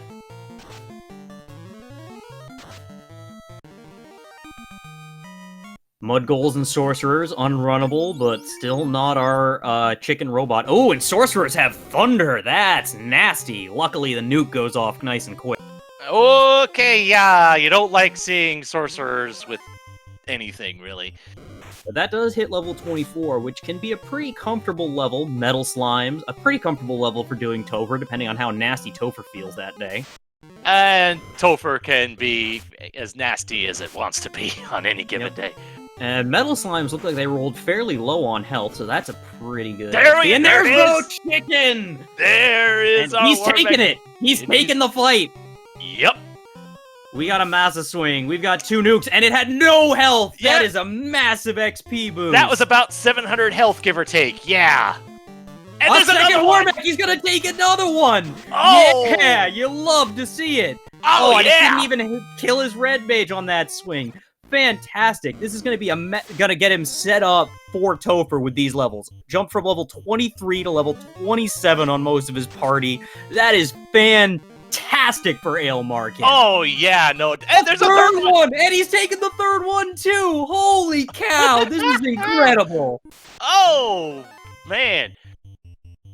Some low rolls on that, but doesn't matter. Gets the turn order. Holy cow. 28 on the party, except for one. Oh, and he makes it to Tiamat. Just gonna heal up real quick, and Ailmarkin is not only in the driver's seat, he is in a commanding position after taking 3 war mechs and killing all of them. Oh my, yes! Oh man, this is getting exciting. Tiamat casts hold, no good. Fast goes off, nuke goes off, 133 damage. Night swings, 10 hits, 1200, almost 1300 damage. Tiamat can't stand up to that. Ailmarkin has lit his 4th orb at 1 hour, 26 minutes, and 30 seconds. Ailmarkin's going to be heading to the Temple of Fiends. Yep, and as of now, this is getting really hype. Ailmarkin is our first one to have lit all 4 orbs in this entire race. Yep, he's gonna pick up some spells, pick up that life spell, and possibly wall on the fighter. Yep. Exit out of town. Make sure that his probably gonna stop at Corneria and make sure he's got his heal pots topped up. Maybe making sure he's got temper and fast on everyone, on all the red mages. Or, actually, yeah, you're right. He's gonna probably check his items here, and then also make sure he's got temper and fast on everyone. And making sure he's got 99 heal potions. I don't remember if there was heal potions in Corneria. That's a good point. But he gets himself set up here. Gonna double check that black magic. Make sure he's got fast and temper everywhere. Yep. He at did least have one fast on didn't. everyone. So those ogres are running scared after seeing what he did to those war mechs. Oh, and it turns out that T-Rex was unrunnable. I mean, you're never going to be mad about unrunnable experience, especially when it's the T-Rex, and it gives so much of it. Mm-hmm. So Burt Reynolds having lit the orb number 4, I was so excited I didn't notice if he got any war mechs on his side. I imagine he didn't. I imagine that chat would have let us know. Yeah. Elmarkin burning off his save items to get his heal potions in a nice position, and at an hour, 28 minutes, and 25 seconds, he is our first runner into the Temple of Fiends Revisited, but Burt Reynolds is right on his tail. Depending on where they're at in the encounter table, this is anyone's race. It was actually about a 15 to 20 second difference. I want to say Elmarkin went in at like 128.19, and Burt actually no, I think it was like 128.13 or something like that, and Burt Reynolds was at 128.33. Unrunnable gas fees. Speaking of big XP targets not being runnable. I think Burt Reynolds just pulled ahead. Yeah, Burt Reynolds is the first to get to the trap tile in the validation room. And we have Fade at 8 on Black Knight's side. Yeah, that makes sense. Went and got it.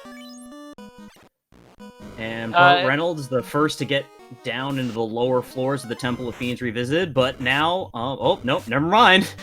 Zombie Ds have Toxic. That could be brutal. Yeah. And it looks like Elmarkin's in that bad set of the encounter table, just getting step after step.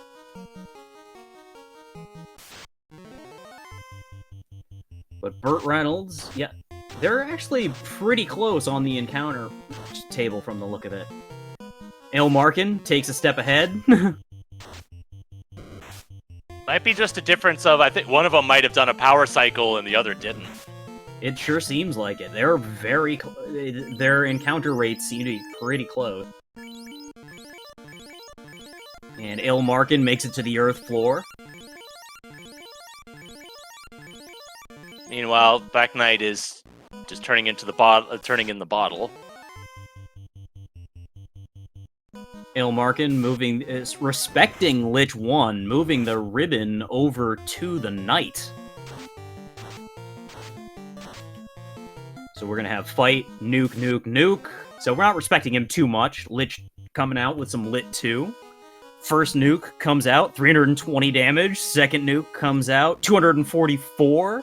Lich is eating his Wheaties today, 226, and Lich is down before the knight has a chance to swing that massa. And we are on to the fire floor with some unrunnable Agama. And the Agama's got Trance. That can be a real problem, because that'll hit you right through a ribbon and stun you.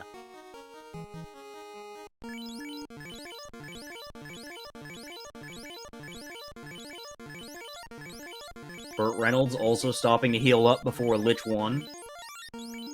Yeah, at the levels we're at right now, one stray nuclear could just take you out. Certainly could.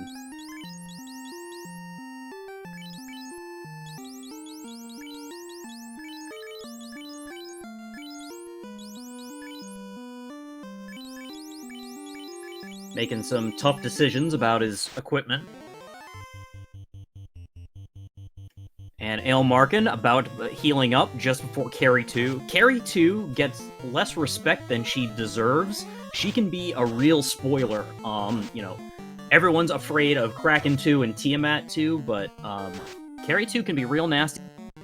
And apparently Black Knight went to go check the Fane, but hadn't gotten the slab translated yet. Oh no, you hate to see that happen. Yeah, it's just... And while we were talking about that, Elmarkin deleted Carry 2. Fast went off, then the fighter swung, and Carry saw the lights.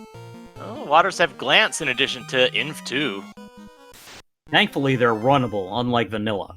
Yeah. And then we get the Seafood Party Pack giving us a sneak attack.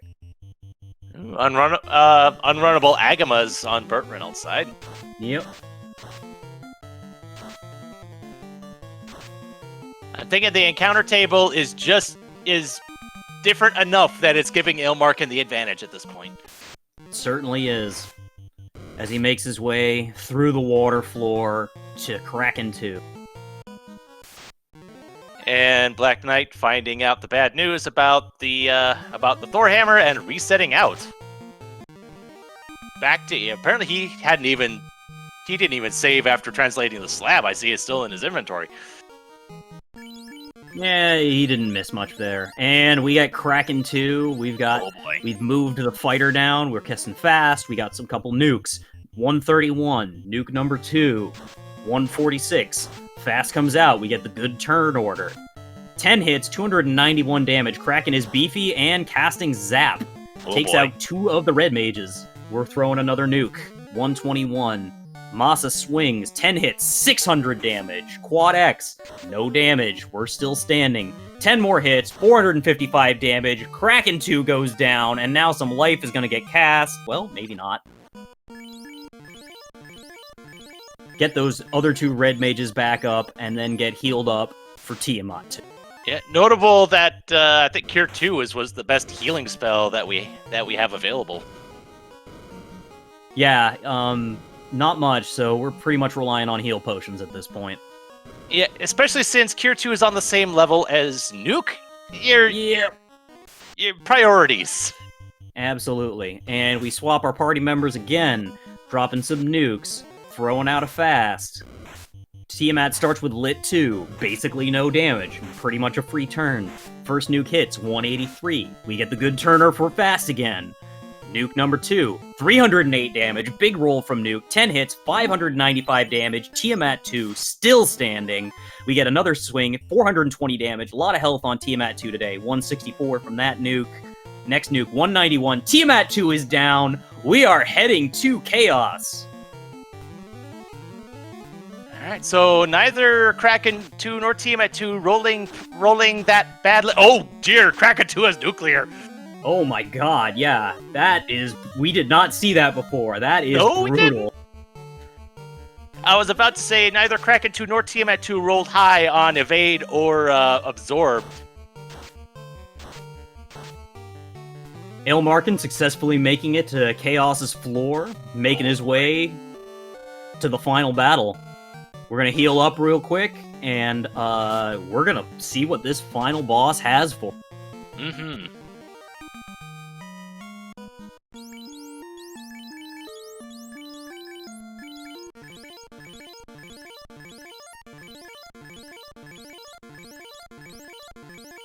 Ilmarkin doing some good luck circles. Come on, man. This is it. You can't be wasting time like this. Burt Reynolds is right on your tail.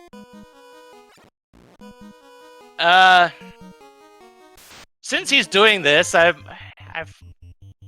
it's because Ale knows something that, might as well go ahead and say it. Coming in first place with an official time of 1:35:23, Lord Fizzlebeef. Wow. GG to Lord Fizzlebeef.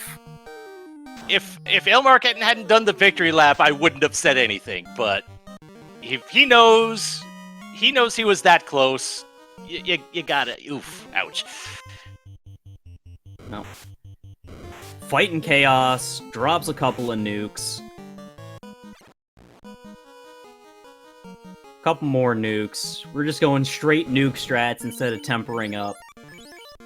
9 hits, 342. That's actually a fairly beefy Chaos. I roll on that nuke, 384.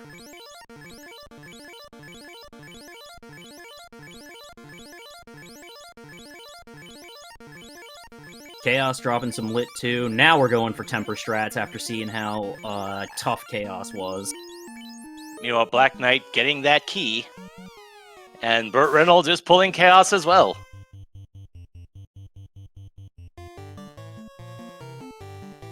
Throwing out the white shirt, throwing on some tempers, and the power bonk. And the nuke finishes off Chaos. Ilmarkin finishing first on our B-Stream, finishing second overall with an official time of 1:37:26. Get those GG. GGs in chat. Only just barely 2 minutes behind first place. Oof, wow. That was tense. Yep. GG to Lord Fizzlebeef. Chaos Ooh. throwing out Blaze, taking out the ninja. Didn't see that when Ailmarket was fighting him. Throwing out a nuke. What do we got for 10 hits? Oh god, Chaos gets deleted with that massive swing. 1,977 damage. Bye-bye. Burt Reynolds coming in third place overall with an official time of 1:38:12. GG. GG to Burt Reynolds. What a race.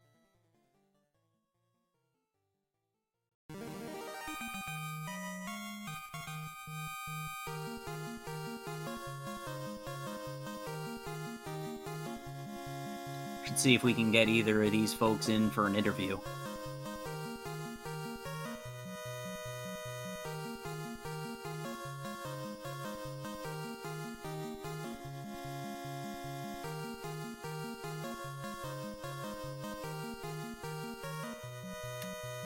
GG Ale, that was intense. Thank you. Yep. It was From a lot of fun. Yep, and for whatever it's worth, from our perspective and looking at the tracker sheet, we have every indication to believe that you were the first person out of the entire race to find that cube.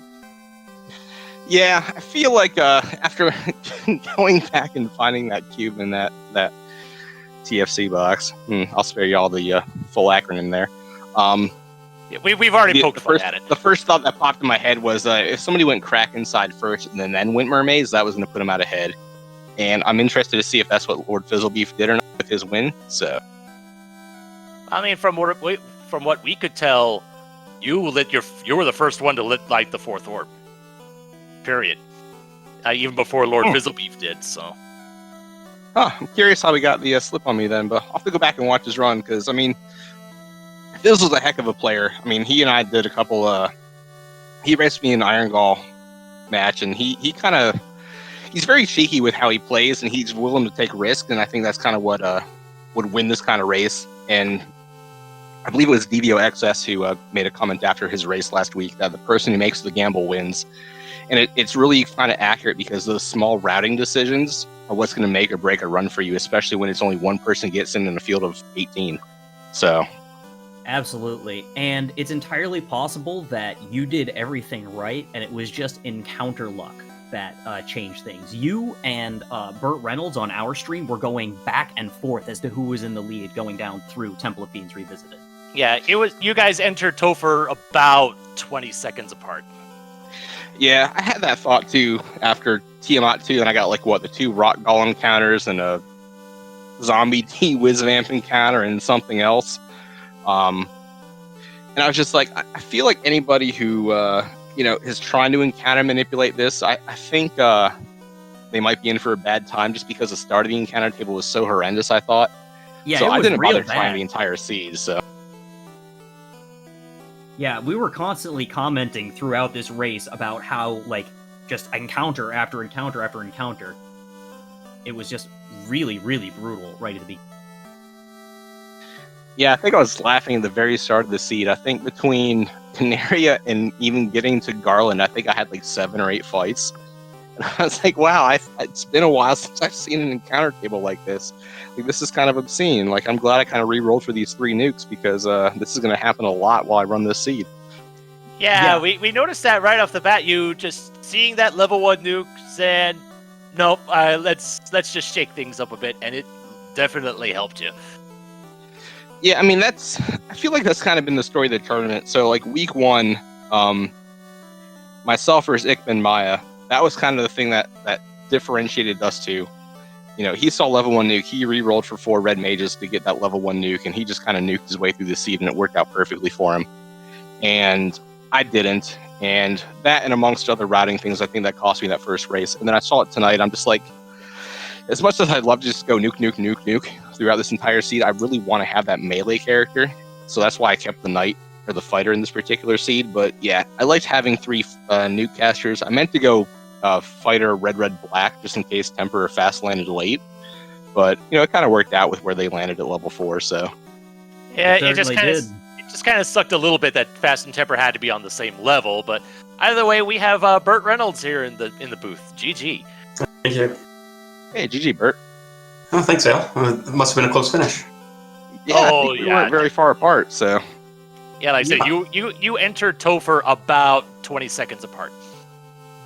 I kind of feel like I should have beaten this seed like 30 minutes earlier. If I just gone and done the checks that I should have gone and checked.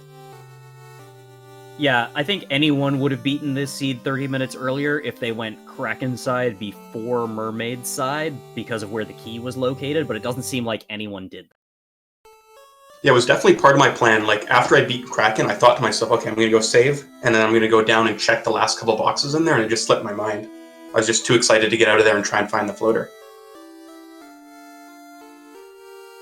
And Yeah, that's I fairly guess at the time reasonable. you just had too much other stuff to check to go back for one box that ended up meaning everything.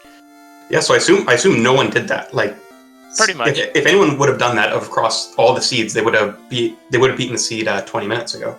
Yep, from what we can tell, Ailmarkin was the first one to find it out of everybody, and you were like maybe a minute or less behind.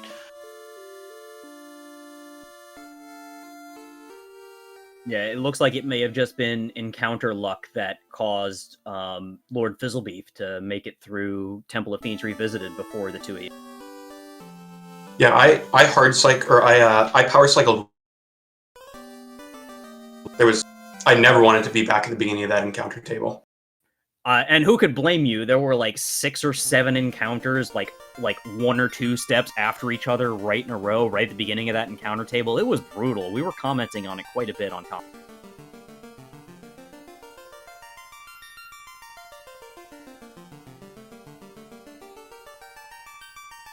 So overall, how has your experience in the spring tournament been for the 2-8? Do we have to wait till next spring to do another one? right. I guess we got Iron Goal. Yep. I guess I can focus on that. Yep. With the Iron Gall tournament, you can pretty much play whoever. You can practically play whoever you want with whatever flags you want. Yeah, I mean, I had a lot of fun with the tournament. It's nice seeing the variance even within each week and within each seed for how things go. And I think it's nice seeing that you're getting paired, within people within kind of like your win-loss rating. But it's potentially against people that don't necessarily participate in the other aspects of the community. Like, I know we have the async seed, the duckling seed, the challenge seed. We're soon to have the Duckling Derby starting up. We've got Iron Gall, but a lot of people that I feel like I fight or I face throughout the tournament, they didn't necessarily participate in a lot of those things. So it's nice being able to like kind of introduce yourself to these other runners and kind of get to know other people, run a race against them, because then you kind of have a metric and something to go back and watch and learn from and say, hey, what can I do to better myself for next time I run against these people or run in like a tournament or anything like that. So. And that's a really good point, Ale. If you're in the audience out there watching and you were intrigued by this Final Fantasy Randomizer, come join us in the Final Fantasy Randomizer Discord. Come talk to us. Come ask questions. Start running some seeds. It's a great time, and we'd be happy to have you.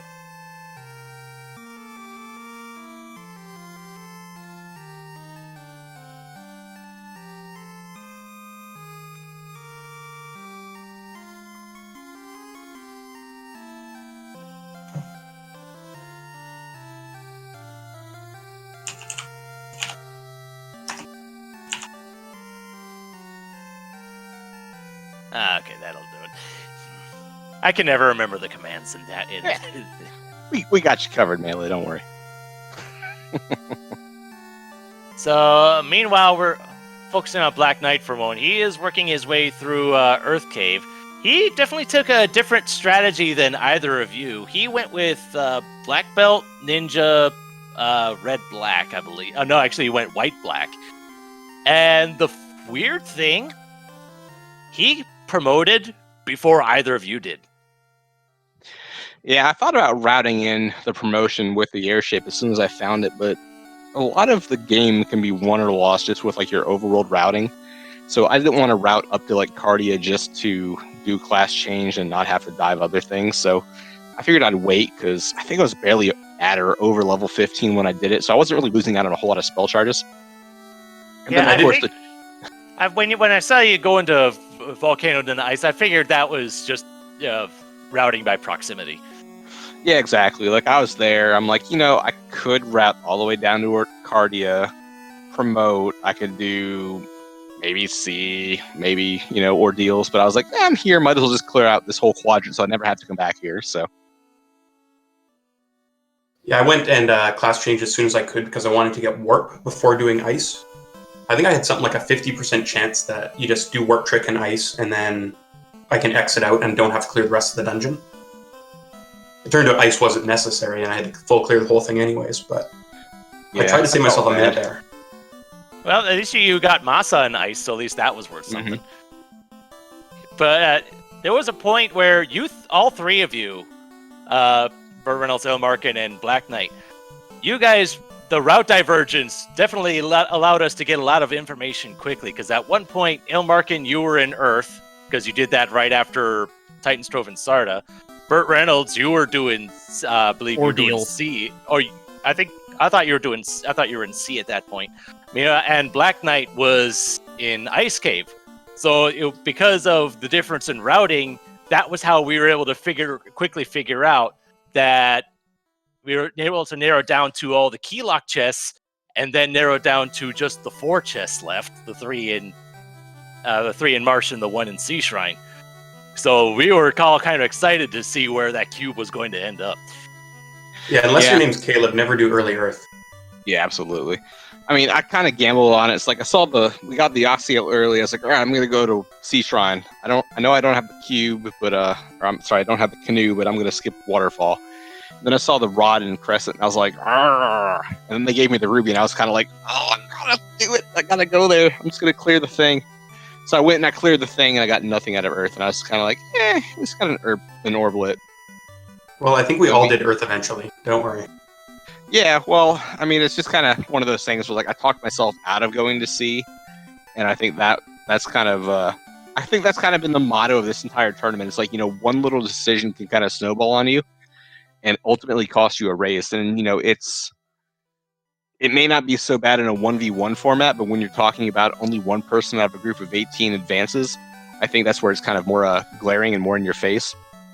So I think that's going to be something that comes back, and I'm going to come look at later on and be like, I could have done that. I should have gone to sea first and found both loose and never had to look back. But, I mean, at the end of the day, that's kind of like what the randomizer is.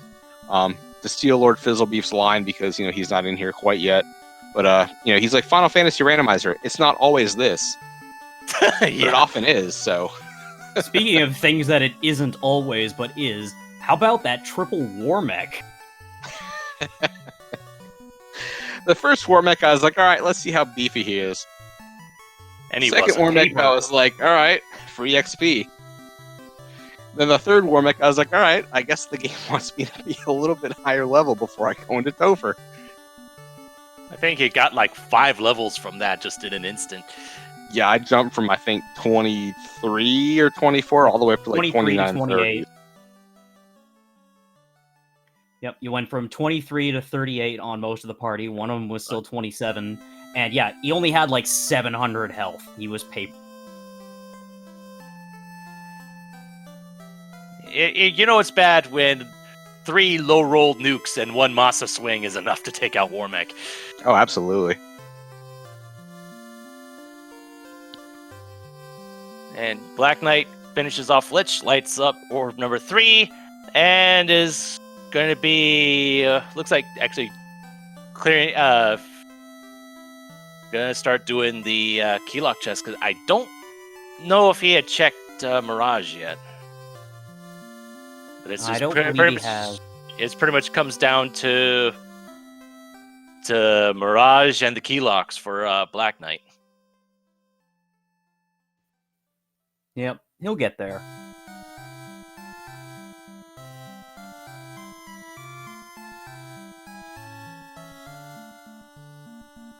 Oh, there was Quake and Bane in level 7 magic. And we also found... Black Knight also found Fade. It was in level 8.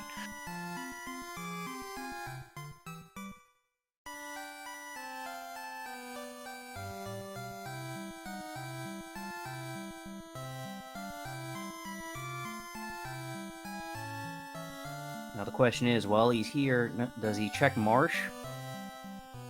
Or does he go to Mirage, which he hasn't checked first? Everything would say go to Mirage just because there's more chests to check there. Yeah. But he decides to, crash his airship into the Elfin Castle. I mean, crashing your airship into overruled obstacles is kind of like the trademark of Vale Markin's Airship Landing School. So if you haven't enrolled in it, I really think you should. We have a summer classes starting soon. So. Yeah, my favorite one, and the favorite of many, is the mountains around Gaia. Oh, absolutely. Mountains around Gaia, mountains around the desert tile, or the one tile you can land on next to Mirage. Or just maybe Melmond crashing into itself. Melmond. Because Melmond doesn't have enough problems. They need an airship disaster on top of it. And since Black Knight's probably going to be encountering them soon, he's probably going to be checking the Temple of Fiends lock chest. How about the Gerwolves and Werewolves? I didn't have many problems with the Gerwolves, but those Zap Werewolves were kind of not my friend early on. And then for them to be on the Temple of Fiends tiles, I was like, can you just not? Like, please, I just want to check me boxes. Leave me alone. I thought the Grey Wolves had something too, but maybe I'm misremembering. Nah, we originally thought that the Grey Wolves were what had Zap, but it turned out it was the Werewolves. And then something in that undead party pack had some sort of petrification. Yeah, I didn't see the petrification, but I saw the zombies with Lit 3, and I was like, could you not? I don't have ribbons. I just want to leave you guys behind me. Thanks.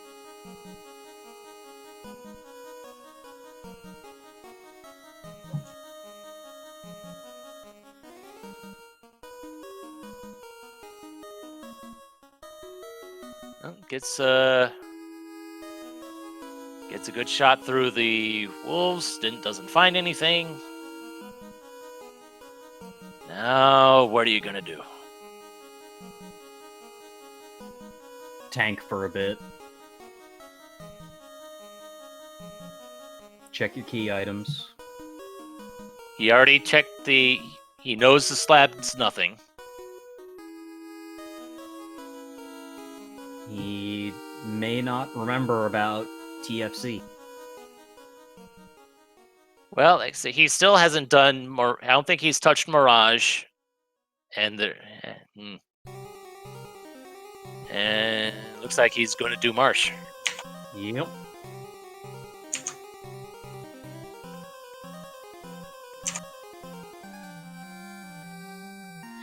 Yeah, I got a feel for Black Knight here, because I was kind of in the same boat. Like, I'm racking my brain. I'm like, if I check Marsh locked, I think I've checked everything I can get to, with the exception of one box in Sea Shrine. Oh, I really it was hope the it's Geist. down. The Geist had Stone Touch. We just confirmed it. Oh, okay. Oh, Ale, did you find the Death Touch imps?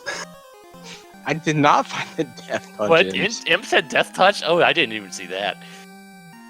I actually wondered why you reset early. I didn't realize it was Death Touch Imps.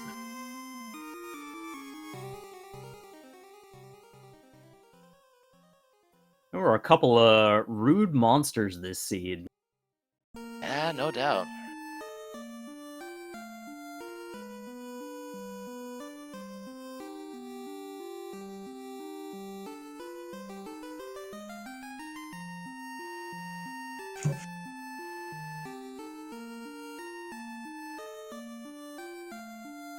Yeah, if Black Knight just decides to come in for an interview after he finishes, I'm curious about his decision to promote as early as he did.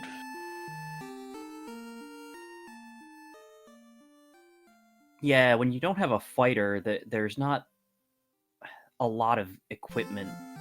Oh, he looks like he hasn't even done the bottom half of Marsh at all. This is his first dive into the side of Marsh. Oh, wow.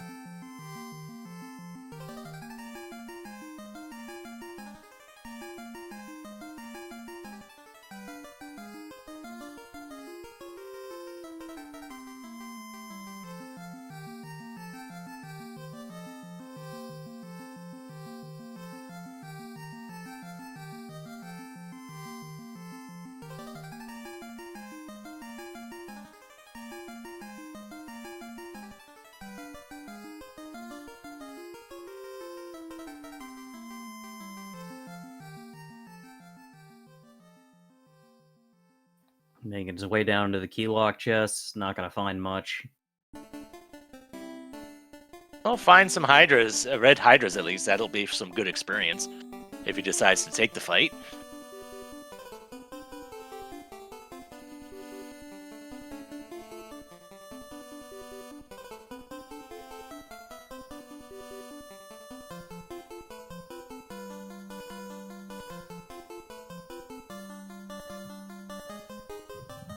All right, gentlemen, I'm going to jump out of here since I've got a toddler who wants to wake up in about 8 hours. So, Yeah, any get last what questions sleep for you me can. for this spring tournament? Hey, it was a pleasure watching you race, and look forward to seeing you in the Iron. Yeah, absolutely. And we plugged it once already, but if anybody hasn't out there, feel free to join our Discord. So the nice thing about spring tourney kind of wrapping up its Swiss rounds and coming up to play-in races, we have the Duckling Derby boot camp starting up here in about a week. So we're gonna have a reveal stream coming Sunday night at, I believe it's 9:30 p.m. So if anybody's kind of wanting to learn the randomizer and jump into it and kind of get their feet wet, watch it then. We'll have a commentated flag reveal. We're going to have a commentated seed run. We're going to have the seed posted in the Discord. Then for 8 weeks, we're going to kind of be teaching new people how to run the randomizer. Then we're going to have our Duckling Derby where we'll be able to crown a new Duckling Supreme. So keep your eyes out for that. It's going to be a lot of fun.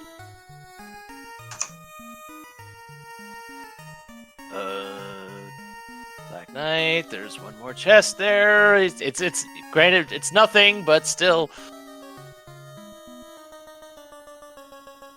But yeah, just to back up Ale, there's never been a better time to join the Final Fantasy Randomizer Discord.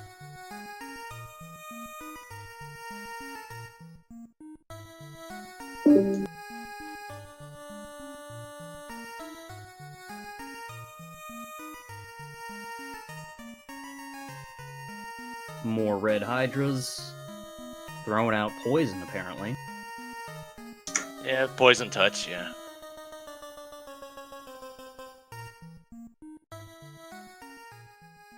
More of an annoyance than an actual danger.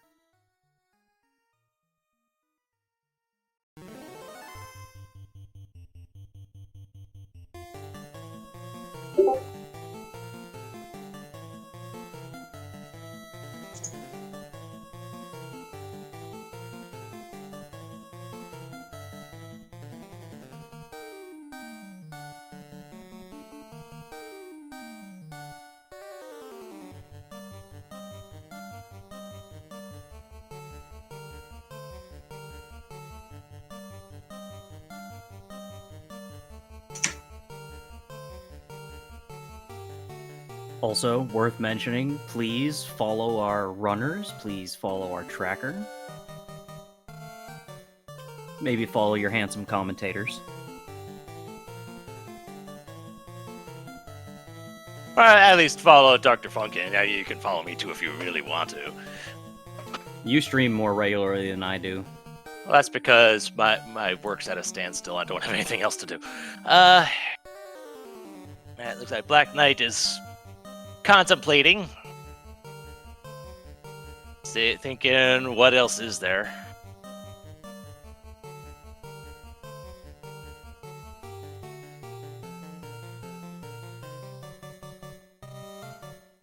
Is he going C or is he going Mirage? Looks like he's heading towards Mirage. Makes sense. Again, chest density. He's gonna be mad when he finds out it's that one last chest, but... Yep. On some level, he might be meta-thinking himself out, because he's thinking, oh, people finished however long ago, it couldn't have been there.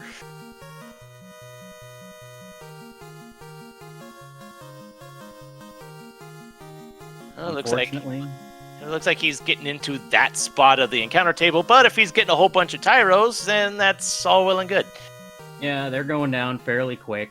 Some quick and easy, some nice easy XP. Yeah, see, Black Knight's at around 27. Not bad levels. Ilmarkin was able to finish Topher at around there.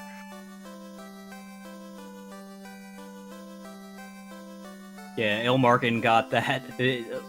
Got paid off for just kind of doing a walking grind where he never really stopped to pick up levels, just grabbed them wherever he could with those 3 paper thin Warmax. Just jumping him from level 23 all the way up to 28. Goodness knows I'm usually one for doing a walking grind myself, but that might just be me taking more fights than I probably should. I know how that feels.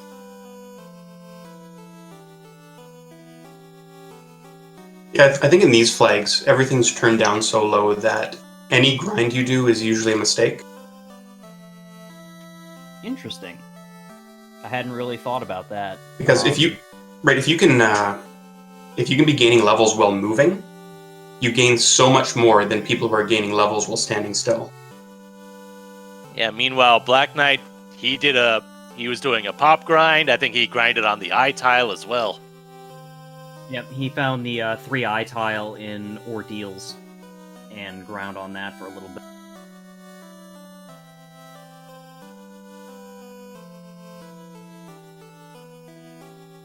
But you know what? If all that stuff helps get you through Topher the first time around,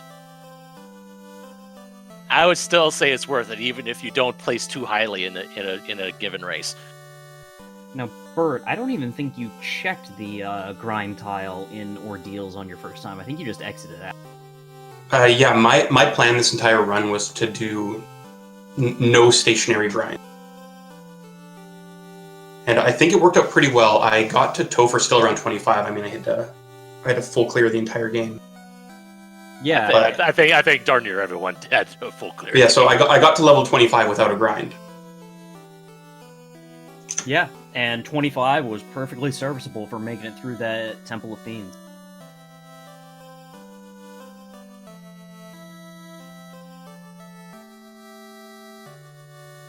Yeah, and Black Knight is thinking, okay, what's left?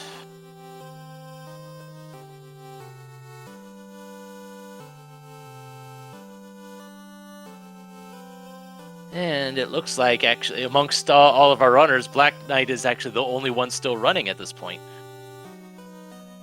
Everyone else has either finished or decided, if I'm not first, I'm not going to bother finishing, and decided to forfeit.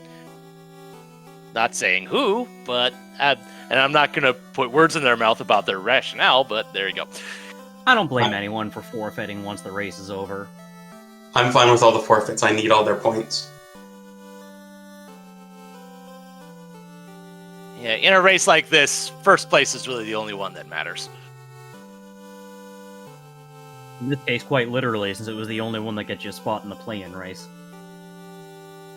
Which will be sometime next week. I don't think that has been determined yet.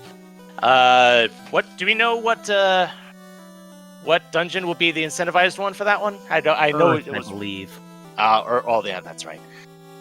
And I believe that's going to be 16 people with the top 8 getting into brackets. So it's a bit less stressful, so you don't have to worry about getting first place. But you still want to be in the top half of that one.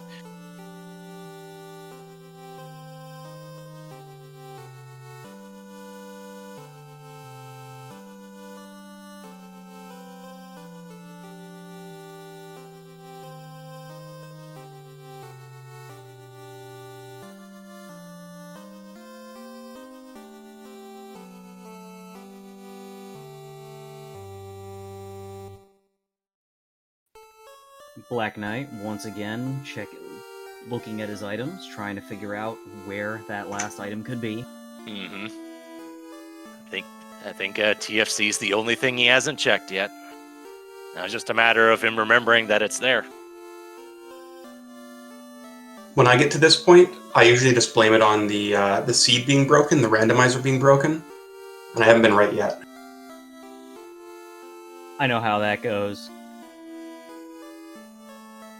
Yeah, there's always that one thing that happens, whether it's just a goof on your part or the seed being stupid. It's one of those weird one-off things that that's always in the back of your mind moving forward. Case in point, Black Knight forgot to translate the slab before checking the feign.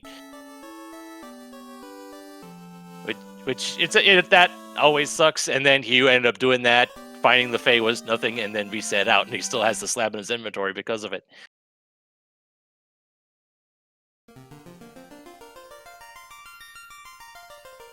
But he's heading in the right direction.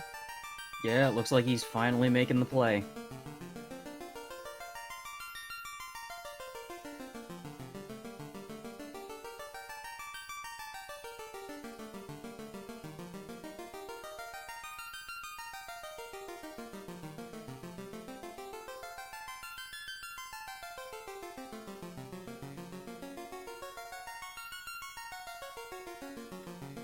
Luckily, it's not too far into C to check the that check.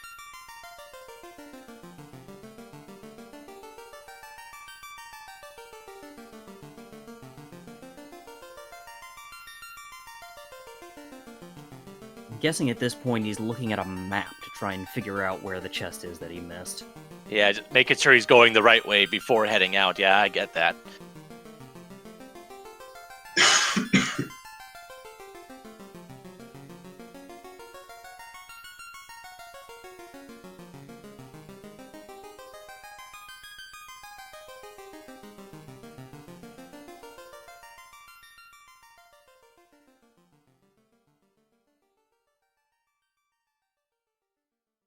And now he's in that lovely, lovely, god-awful part of the encounter table.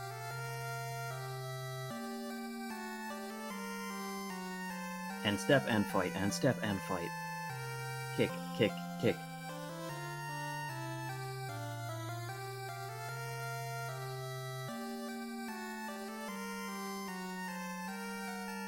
And Speed Gaming is rating us with a party of 82. Thank you for coming in and joining us as we watch Black Knight try and finish this seed out. Yep. And he's put all the pieces together, and there's just one piece left. Going to where that chest is and opening it. Just gotta get away from these sea snakes first. And I thought it was a little extra bit of trolliness when Ilmarkin got an encounter on that tile by the chest. Yeah, that was funny.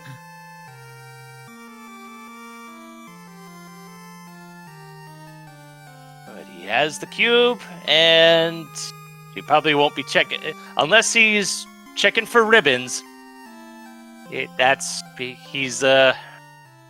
just probably not going to be checking anything else. Yeah, there's not a whole lot of point to it at this point. You got the final item, just get there, kill Tiamat, get into the Temple of Fiend. Crash into some mountains first. As you do. Black Knight taking a page out of my book and grossly overshooting the Mirage Tower.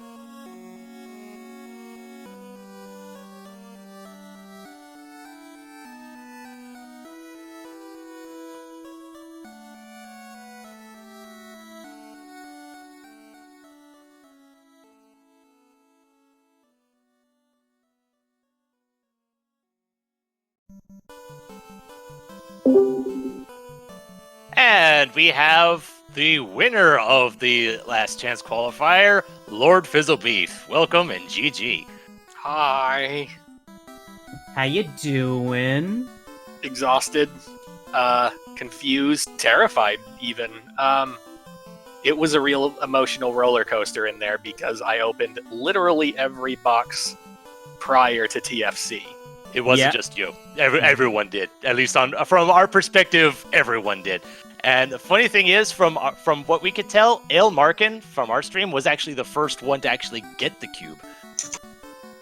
At the very least, was the first one to get all 4 orbs lit. I don't know what specific time I got the cube, but I'm looking at my timers here. I'm looking at my splits, and I want to say it was around 1 hour 20, 1 hour 21, somewhere in there.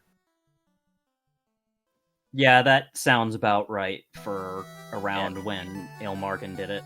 Yeah, and I want to say Ale Markin entered Topher, it was like 1:23:13 or something like that, something close to that. My enter time was 1:27:42. You must have had a much better encounter. A much better walking encounter. Honestly, I Wait. chalk a lot of it up to the ninja. I actually brought my thief back to life for once because there were so many stretches of just garbage encounters that you can't really do anything about. Plus the easily accessible nuke, fade, and temper.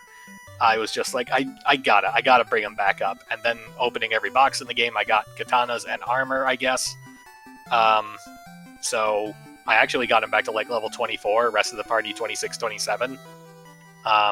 Just having a dedicated person that almost always runs first action, I think really, really helped in that Topher. Yeah, definitely. Ale was having to nuke down a lot of the random trash encounters, and so that definitely wasted time compared to running. He also saw, at the very beginning, he saw that level 1 nuke and re-rolled to a fighter and 3 red mages. I considered re-rolling out of Fighter Thief Red Black, but eventually decided, nah, let's just ride this and see where it goes. Because I don't know, maybe... If Marsh is a nightmare, I'm going to want to run away from things in there, and Marsh was pretty tame, but I was still happy to have the ninja. Yeah, absolutely. Well, Marsh was relatively tame, aside from those werewolves with Zap. Yeah, I found those when I did my TOF keylock check. That's when I learned that werewolves had Zap, and I learned a lot. We learned that pretty early, and not to mention that I think zombies had something nasty, ghouls had glance. There was a lot of nasty things that could have happened in Marsh. Yeah, I missed ghouls with glance. I saw geists with stone touch, and I saw ambush wizards with poison damage. That kept me very much out of Earth forever, and I was just like, ooh, what if it's like Earth B4 and everyone has been spending 25 minutes wiping in that dungeon? Maybe this will be fine.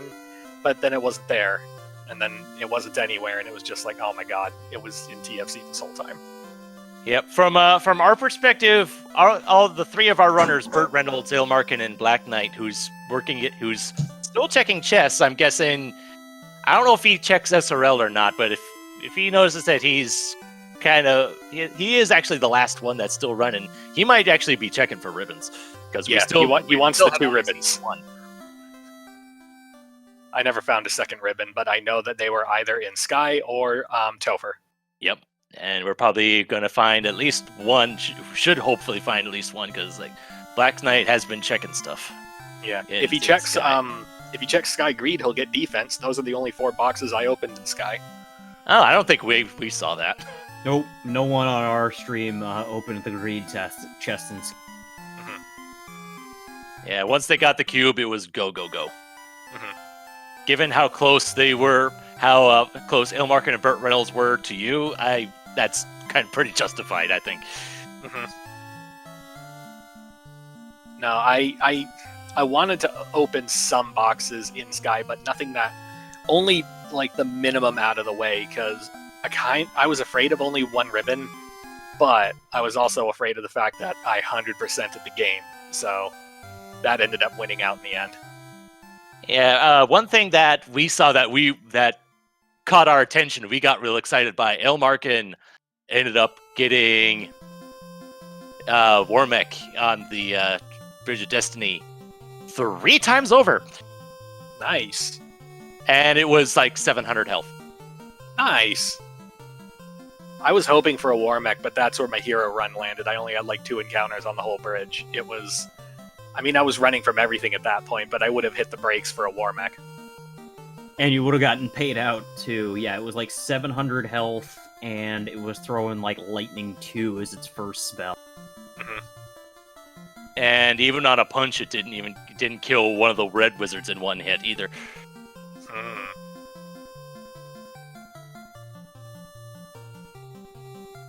Well, there's the Vorpal Sword on Sky 3. on the right side.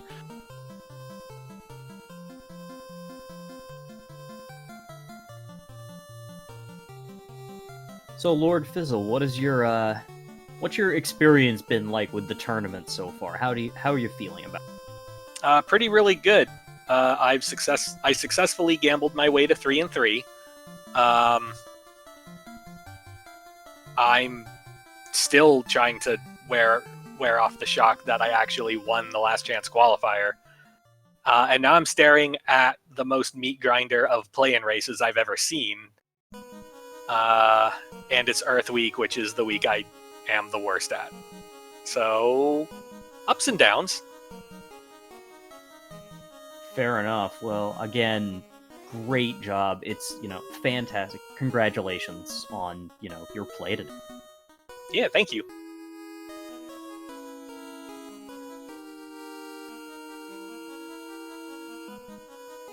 And I don't remember if Black Knight completed the entire right side of Sky 2, but we're still only on one ribbon.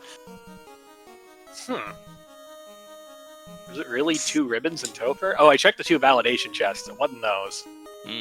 That means that if the ribbons are in Topher, then if there's a ribbon in Topher, then it's in the Masa chest. Or carry floor. Yeah, there's the carry Oh, floor carry too, has floor. some. Yeah. I forgot that carry floor had anything. I highly doubt that Black Knight would check those. But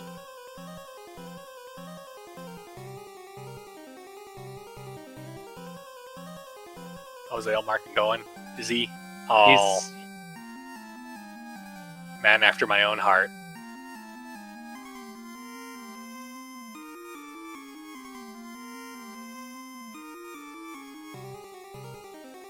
Oh, I'm being poked and prodded. I'm being called elsewhere. So I'm going to let you guys finish this. My final thoughts are everyone always hopes and dreams and calls for, oh, wouldn't it be so awesome if it was a TFC required run? Wouldn't that be so neat? Ha ha ha. And you'll hate it and you'll love it and you'll be confused by it and it will be frustrating. You'll experience every emotion at the same time. 0 out of 10 do recommend. Well, it wasn't so much that it was at TFC. It was just that it was at TFC with the key on Kraken side. That was probably the worst place for the key to have the cube be where it was. Yep. All right, Fizzle, congratulations again. Enjoy making your run. Yeah. GG Burt. GG everyone in here. Yeah, GG Fizz. Yep. Have a nice day. Yep. Good luck to you next week in the play-in race.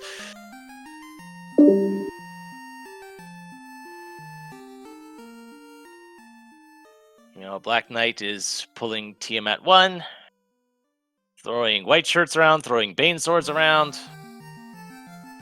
His One Punch Man got stunned right off the bat, though. Oh boy, that's not good. Throwing the fades out. Has level 8 charges. Might as well use them.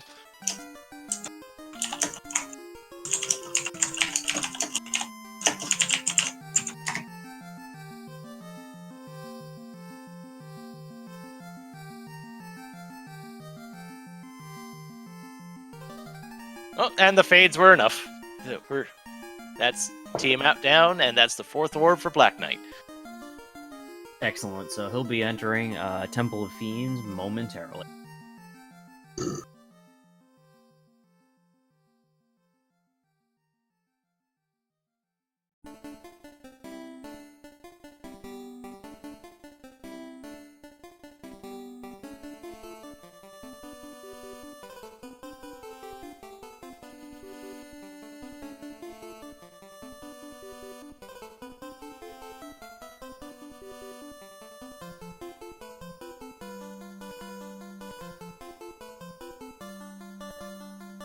Hitting up the item shop, making sure that his heals are topped off.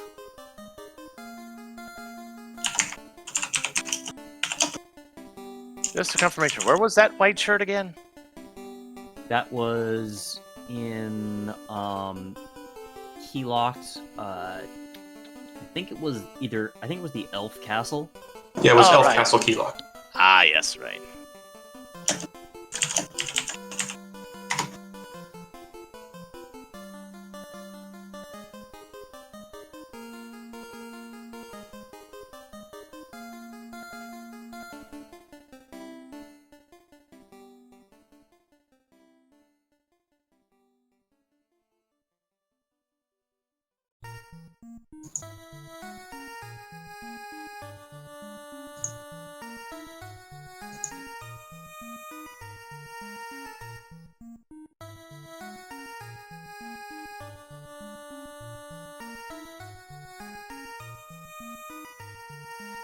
All right, and we don't have a timer for Black Knight, so at roughly about 2.5 hours, give or take,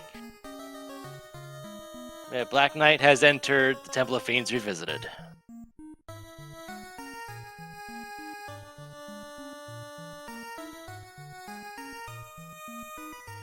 Yeah, the gas G's are unrunnable. Oh, whoa! I was not prepared for the Dragon Quest dragon sprites there. Yeah, we've seen a number of different types of enemies on Black Knight's side. Like we saw, like the golems and the magicians sprites involved as well. Yeah, he's had a lot of different enemy sprites, but I was not prepared for that one specifically. I'm like, wait, I know that friendly dragon face. That's the wrong square property.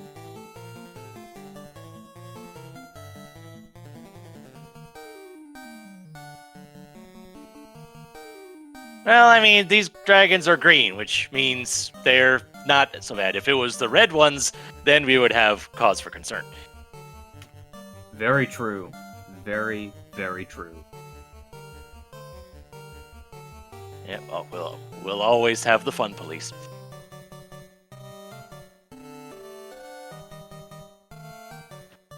Still isn't quite level 32 on that black belt, though. I'm curious to see if he'll, if and when he'll actually take the masa off the master. Because at this point, the just going bare-fisted might actually be better. Oh, and the squint goes off on the ninja. He might leave the Masa on until he hits 32.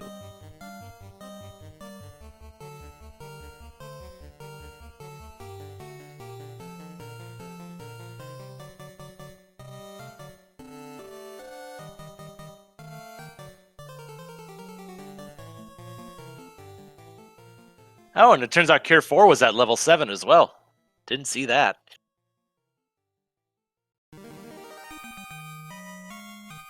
Yeah, considering that we only had red or black casters on our other two runners' side, I'm not too surprised we missed that. Yeah.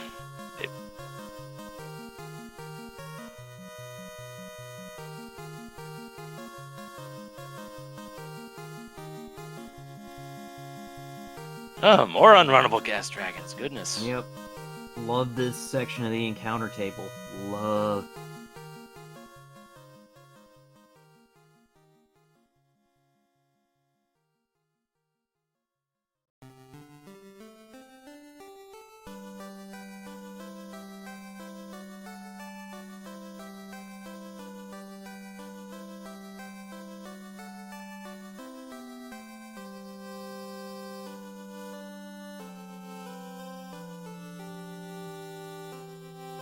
One validation chest has heal potion, the other has money.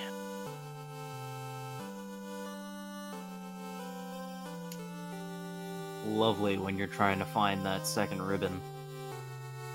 Oh, more unrunnable encounters. Goodness.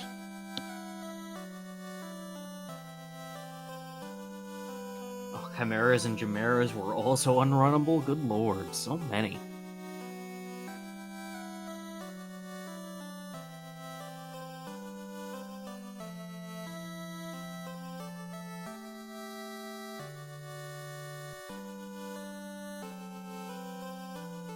Oh, dang. The party's at 31. Yeah, only like one or two more, of those massive unrunnable encounters, and he'll hit 32 on that black belt.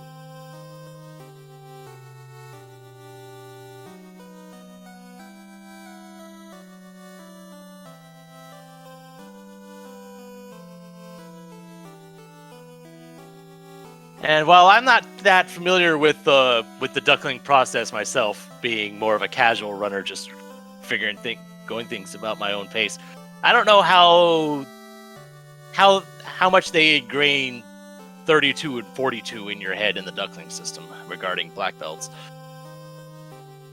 So we'll see whenever Black Knight does hit 32, which is likely to happen at this point, just from the fiend fights alone. We'll see what he decides to do at that point.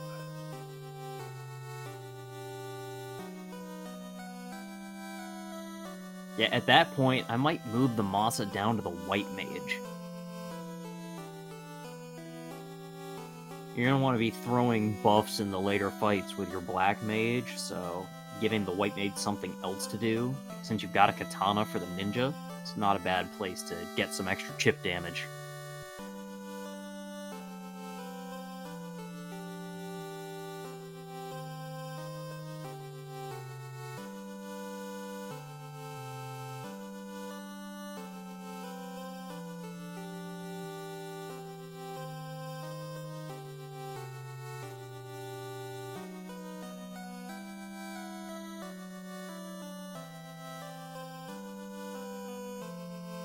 Yep. Not stopping to heal, just going straight for carry. Which we know should pay off just fine, because carry did almost nothing, and we've got stop, yeah, not an actual problem. Fast hits the black belt nice and early, so black belt's gonna hit a billion times. Oh, Or only 4. just 4 for 295. Okay, so carry does have some respectable evade here. Yeah, definitely seems like Jonathan Yoshi is correct, and he really should switch to fists instead of the Masa at this point.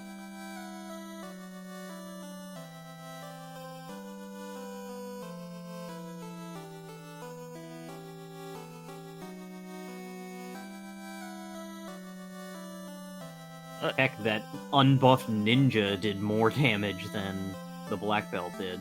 Yeah, no kidding.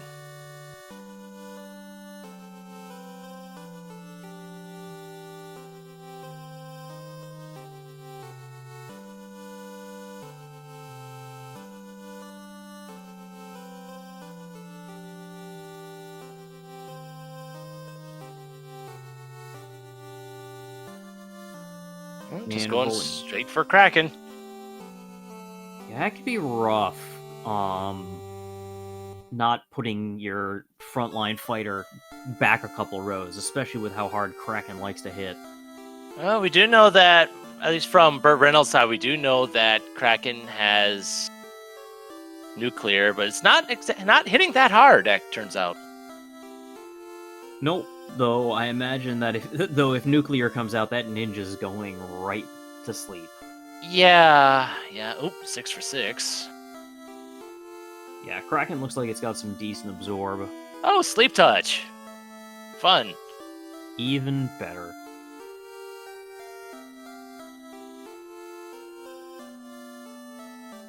Oh, and zap too, and the master goes down. 12 hits, 414 damage.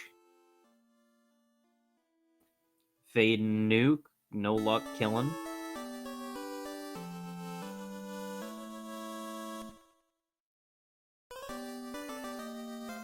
Throwing out that last fade charge. Ooh, lucky the white mage survived that. Mm-hmm. But Kraken 2 goes down. And luckily he'll have that life charge. Deciding to use heal potions instead of a cure 4. Ah, heal 3s. That makes sense when you've got a bunch of damage spread across the party.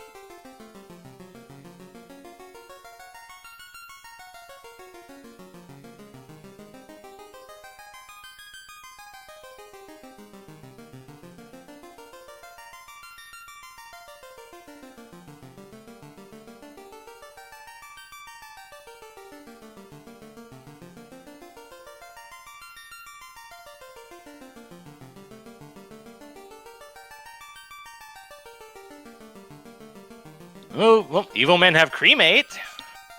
Not sure we had seen that previously. And not even bothering to heal before going to encountering Tiamat. No, he hasn't really been healing before going into any of these bosses. Ooh, 10 hits for 649. Nice.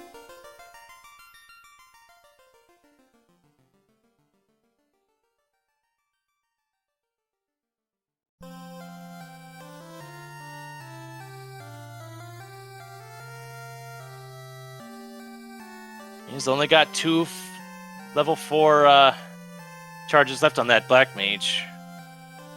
Gotta make sure you have at least one fast left for Chaos. Jonathan Yoshi asking if Kraken 2 resists Lit 3. No, Kraken 2 wow. only resists... Kraken 2 only resists Earth and Fire, but it is not weak to lightning like Vanilla Kraken is.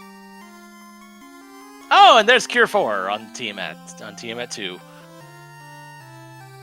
And there's Cure 4 on the Black Mage from Sarah. And he's throwing up starting to do the power bonk. And Saber on the ninja. Oh no, Temper on the ninja. That is a misplay. Saber is basically like casting Temper on yourself twice, so if you have the option to do either one, you want to cast Saber on yourself.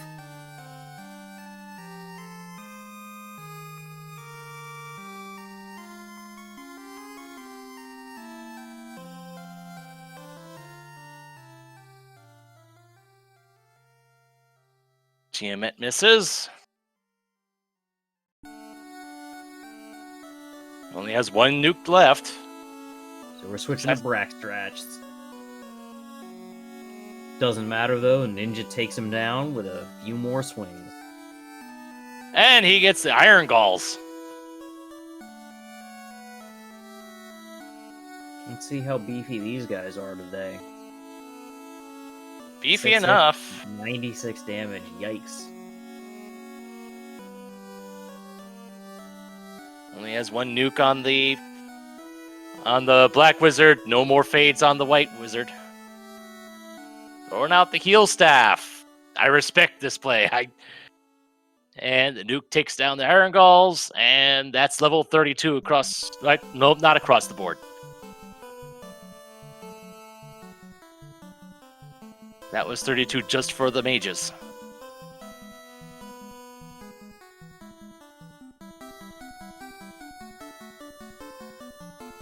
Regardless, the Master does appear to be have their damage hampered by still having that Masa equipped. Yeah, I'd be inclined to agree.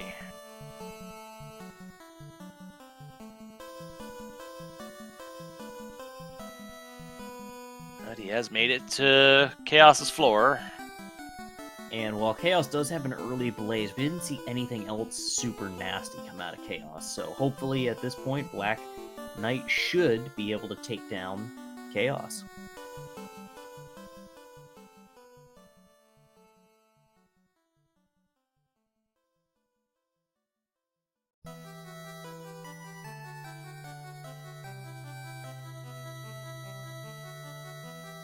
And he's pretty much the Master and Ninja are going to be his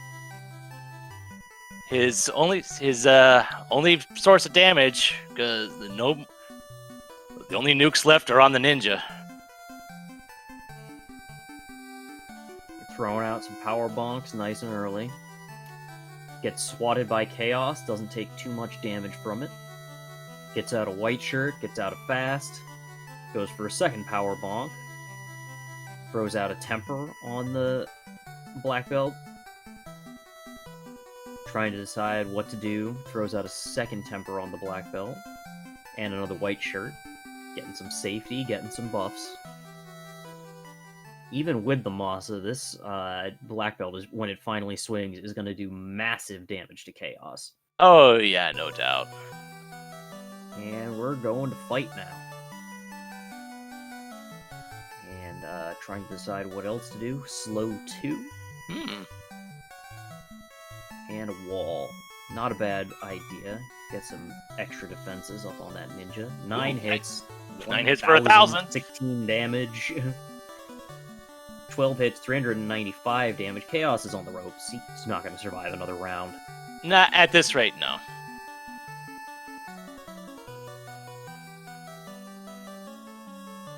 Ten hits, 895 damage. Oh, and there's that blaze. Lit 3 comes out for 49. Katana swings for another. Oh, wow, he is going to survive another round. Wow, Chaos had a lot more health than I realized.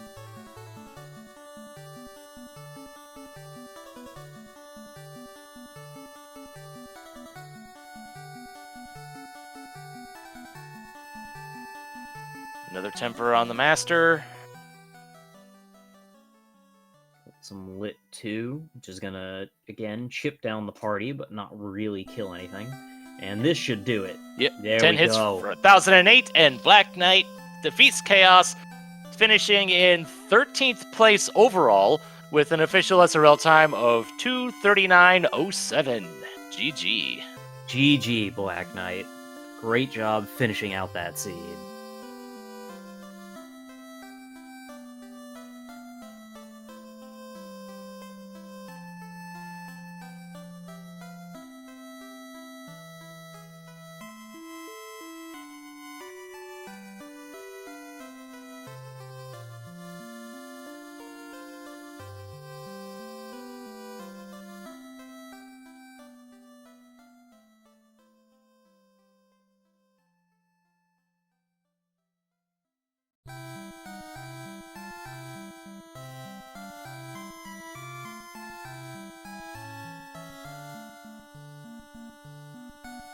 See if Black Knight wants to come in for an interview.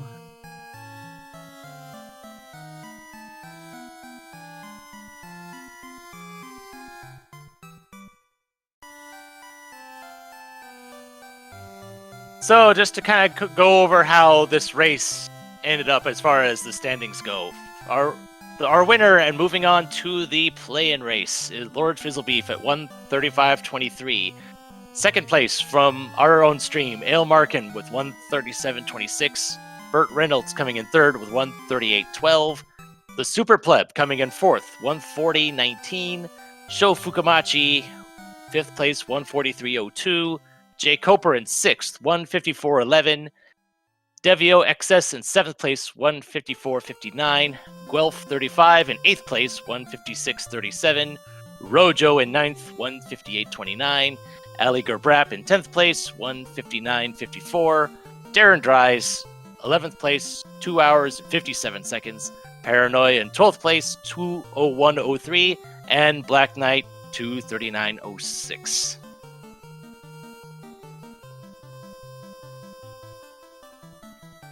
Fantastic. With Cyranus, Zyrak, Grigglypuff, High Spirits, and Ragnarok deciding once Lord Fizzlebeef had finished the race to just call it a night.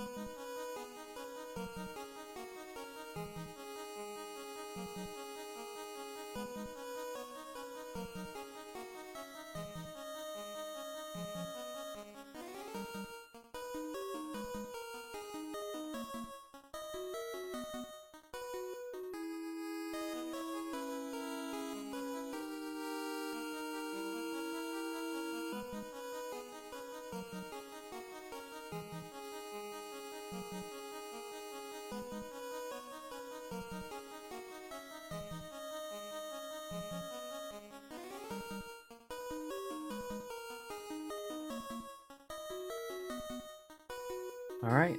It doesn't look like we're going to be getting Black Knight in for an interview, so I want to thank all of you for sticking around with us throughout this race. It was quite the night of Final Fantasy Randomizer action. Once again, please follow Speed Gaming, follow our runners, follow our trackers, follow your commentators, and y'all have a great night.